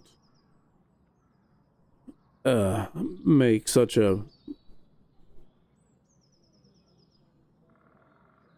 direct effort again until the next full moon. Would hope. We are being closely watched. Just last night, there was an observer in Delzimer.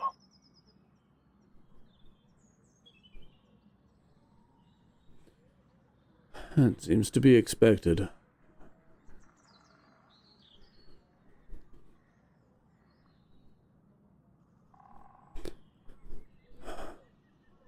When you first arrived in town and formed this alliance, inevitably it would turn heads. Among your number, you are unusual for the region. One of you moving would not turn many heads, but combined, you stand out.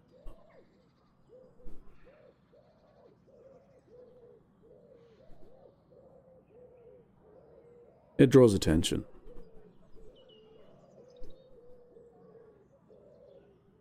In fact, just you, Silverius. I had a message from Gethin of your arrival in the area before you stepped foot here.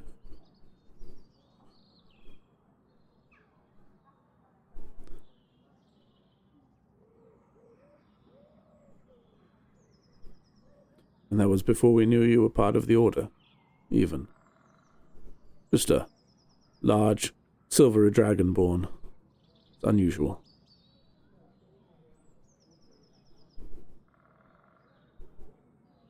I am very, very far south. Indeed.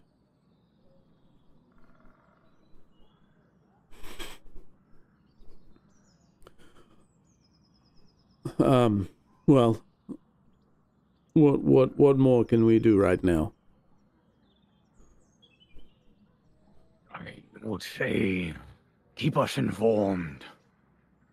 We are, as I said, dealing with many pieces of a undetermined puzzle on how they all fit together. I feel like we are at risk of stretching ourselves in too many directions. That said, when you are battling many fires, you simply put out the strongest portions to keep it in check. I feel a loose approach as such is what we may endeavor. Keep information flowing to us. We shall. If we hear anything, I'll have Gethin contact you.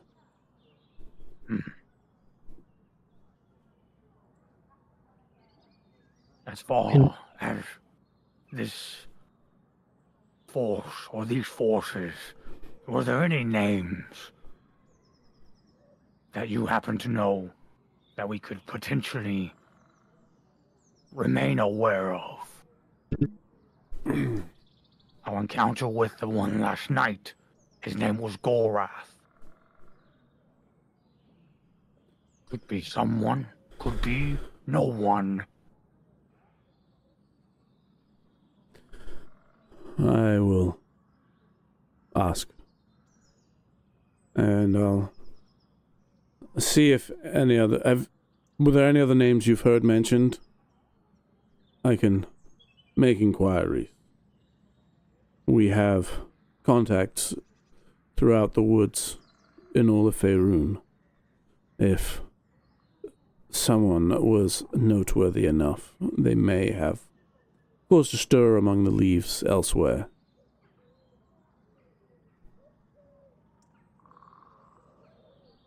Out of character, does anybody remember any names?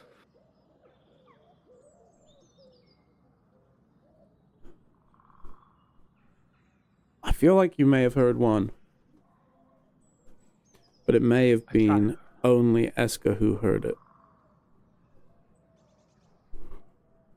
And Eska is no longer in her chair. Where you going? What? He went to put the kettle on. Gotta get that tea. Any chance we could ask them for 5 Oh, yeah. sweet magical unicorn mounts? Well, we have one, at least. I don't know if you gonna get away with getting up and riding on him. I don't know that he's gonna go for that. Just saying. You can try. But that seems like a good way to get kicked in the head. Just saying.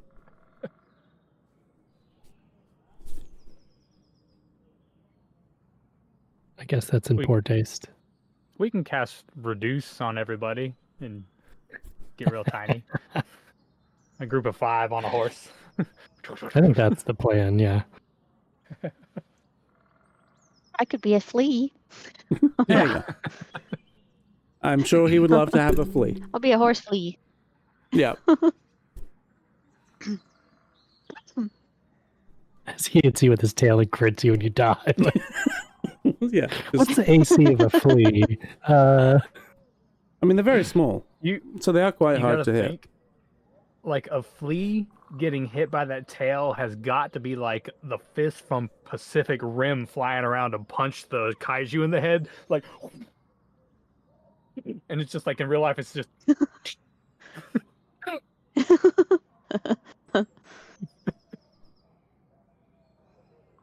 Oh man. Rich, do you remember any other names?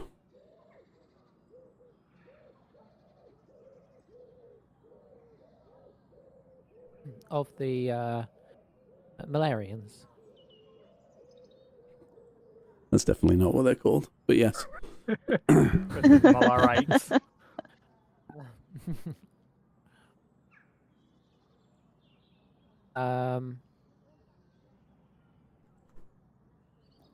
Boy, I feel like, you know, I definitely have written down some names of some people. I don't know if they're Malarites or not, and I don't know where I've written them. Oh, Orvain? As you said that, I just came across a note. Yeah, it's even in the chat. Oh, the name Orvain is written. That's probably one of the other reasons I got it right on my notes. Rich, we can't hear you again. You've gone no heary again, yeah. Literal zone of silence. Yeah.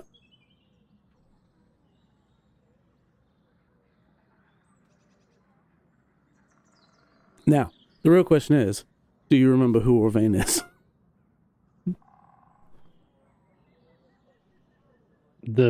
It's one of their leaders, right? I think that's all One who speaks to the one. That's the note I put. The one who speaks to the one? Yes. She's the one who feels the movement of the moon.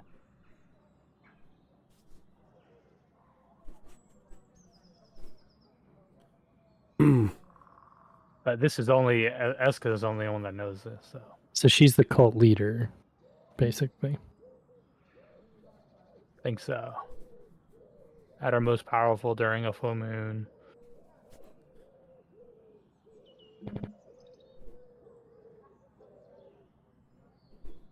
None of our listeners pay any attention. This is secret. Uh-oh. Smokey running across the table.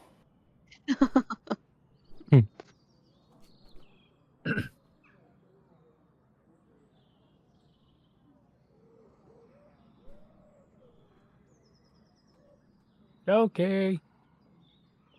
Oh, He's a head butter. Yep. this is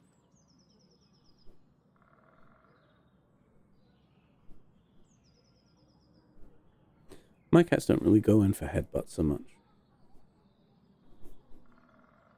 They'd much rather just bite your foot.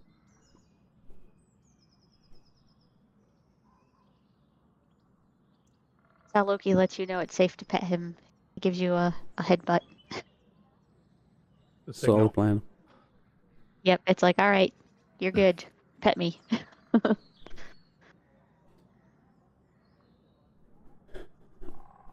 That would be a very weird, like, human interaction when you're ready to hug somebody. You just kind of headbutt them. Yeah. Yeah. Much more endearing from a feline friend. Definitely.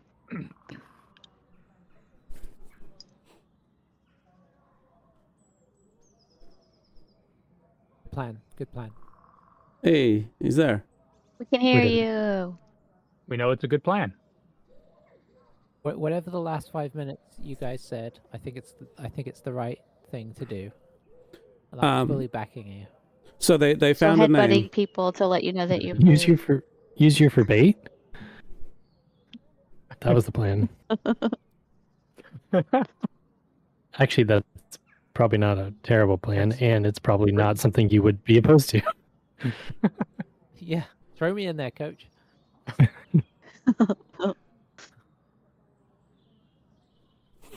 Yeah, so they found the name Orvain. Or vein. Yeah. Yeah, I was looking through my bits of paper that I have on my desk normally. Now, it does since we did things, so I might not have the bits of paper that are useful.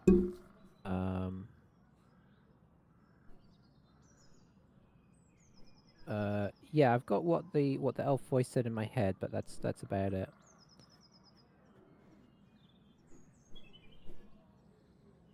And then I've got a piece of on here. Spencer, James, Phil, Eli, Angie. I don't know if they're part of the cult of Malar, but I think that's it.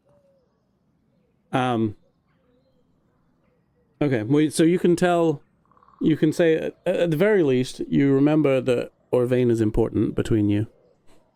And so you can give that name to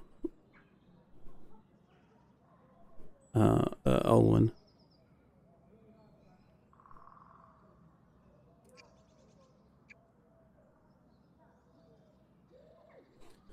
Does he happen to have her address or anything? No, it's much the same situation. The name doesn't immediately sort of spark this. Oh, that's who it is. Oh. It's Oh. more, just he'll send word. Didn't know them back from his college days or anything. Correct. I think I'm still Facebook friends with them. Check. Yeah. Anything else for Olwen?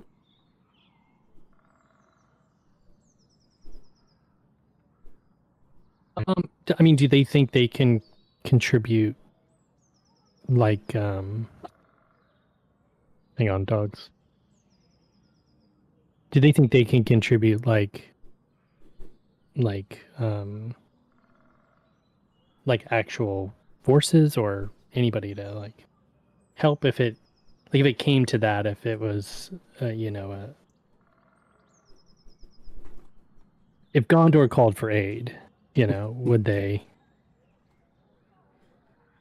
oblige. With the Rohirrim ride. he says,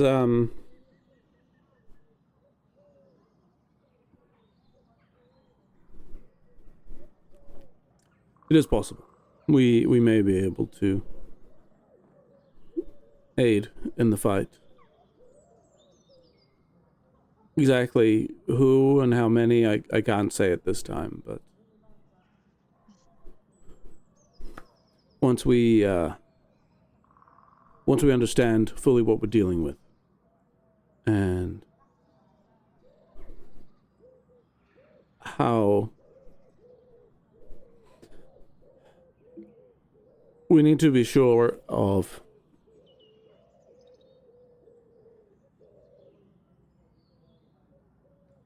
the best way to ensure balance. But I would say find out all you can about those you will be fighting. We'll take these names and see what we can find. Learn as much as you can. Prepare as best as you can. And when the time comes, we'll see if we are able to assist.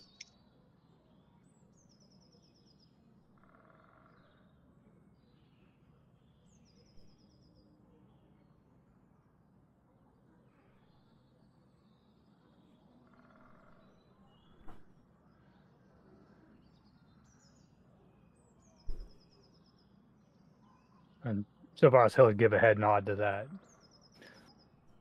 without too much else to say. I think luckily it'll be able to be on. Hopefully, I mean, because they're restricted by the moon, it may be able to be on our terms, so.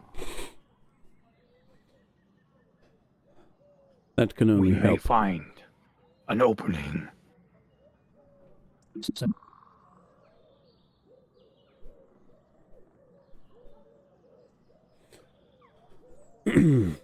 Groovy. Are you done with Olwen? But I believe so. Anybody else? yeah, I think so. All right. Where's your next? Probably the Falworth to research Malar.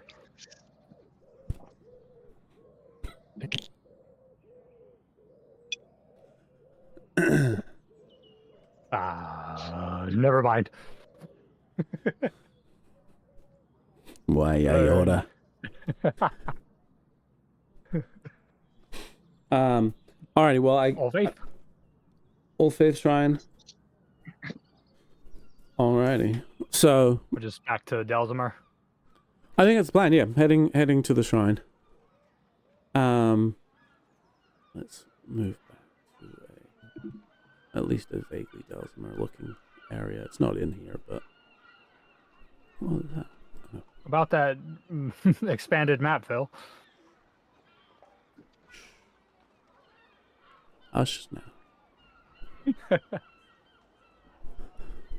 I think I mean I have the broad map, but it's not in roll 20, I don't think. I think I have it in the other thing.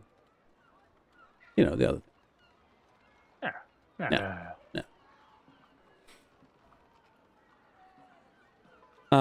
So yes, you head back into Delzimar. And the Old Faith Shrine is. There we go. Beautiful. I've got the map up for me. You can't see it. The Old Faith Shrine is in central Delzimar, which is so it's near the Fulworth. It's just not in the Fulworth. But it's in that central area. It's not particularly large.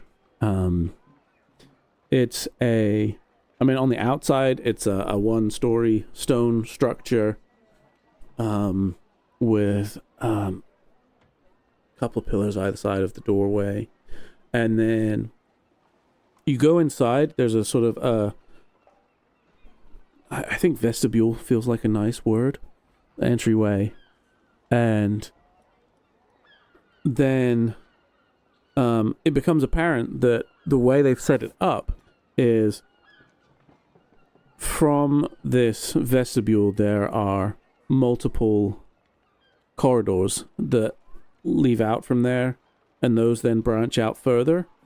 So it but they slope down so that the shrine, the bulk of the shrine is underneath the city,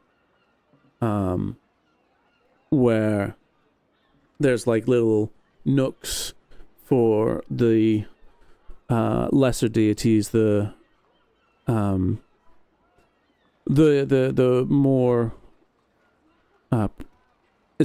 the more important doesn't seem quite right, but the more favored deities have a full-on like antechamber type deal going on.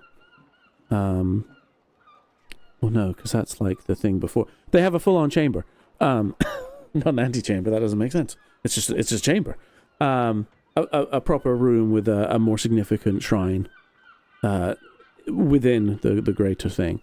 So it's sort of like this weird underground tree shape with all these little forks leading off. Inside the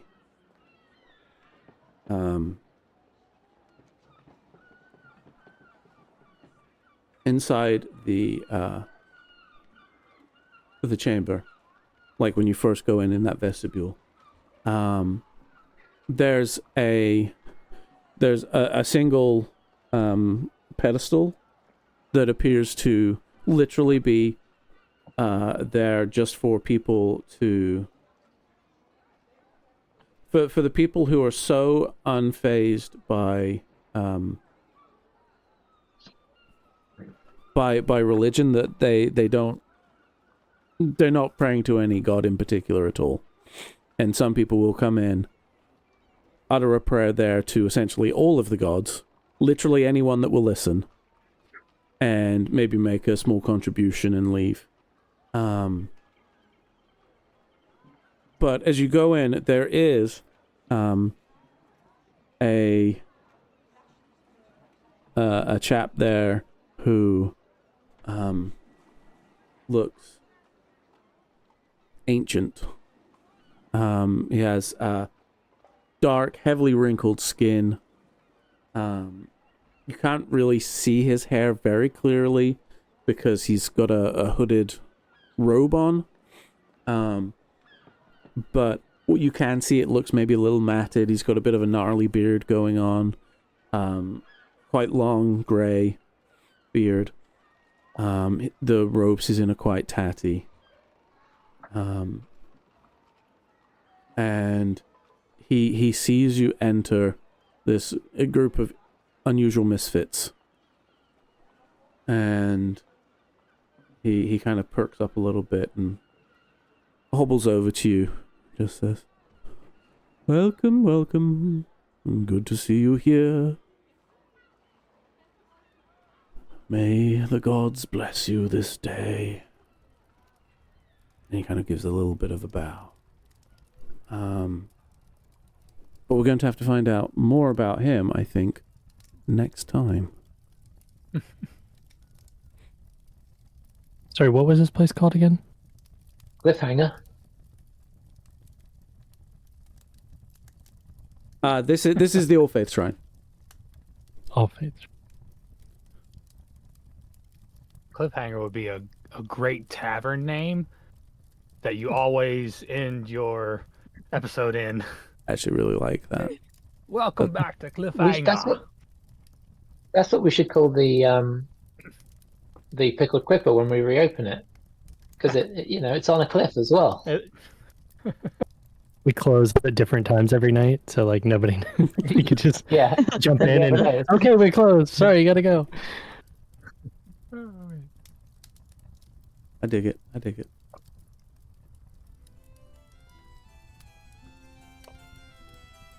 We got several things done that episode. I'm very proud of us. And you finally made it to the All Faith Shrine after threatening to go many times. I'd forgotten what it was called. It had been so long.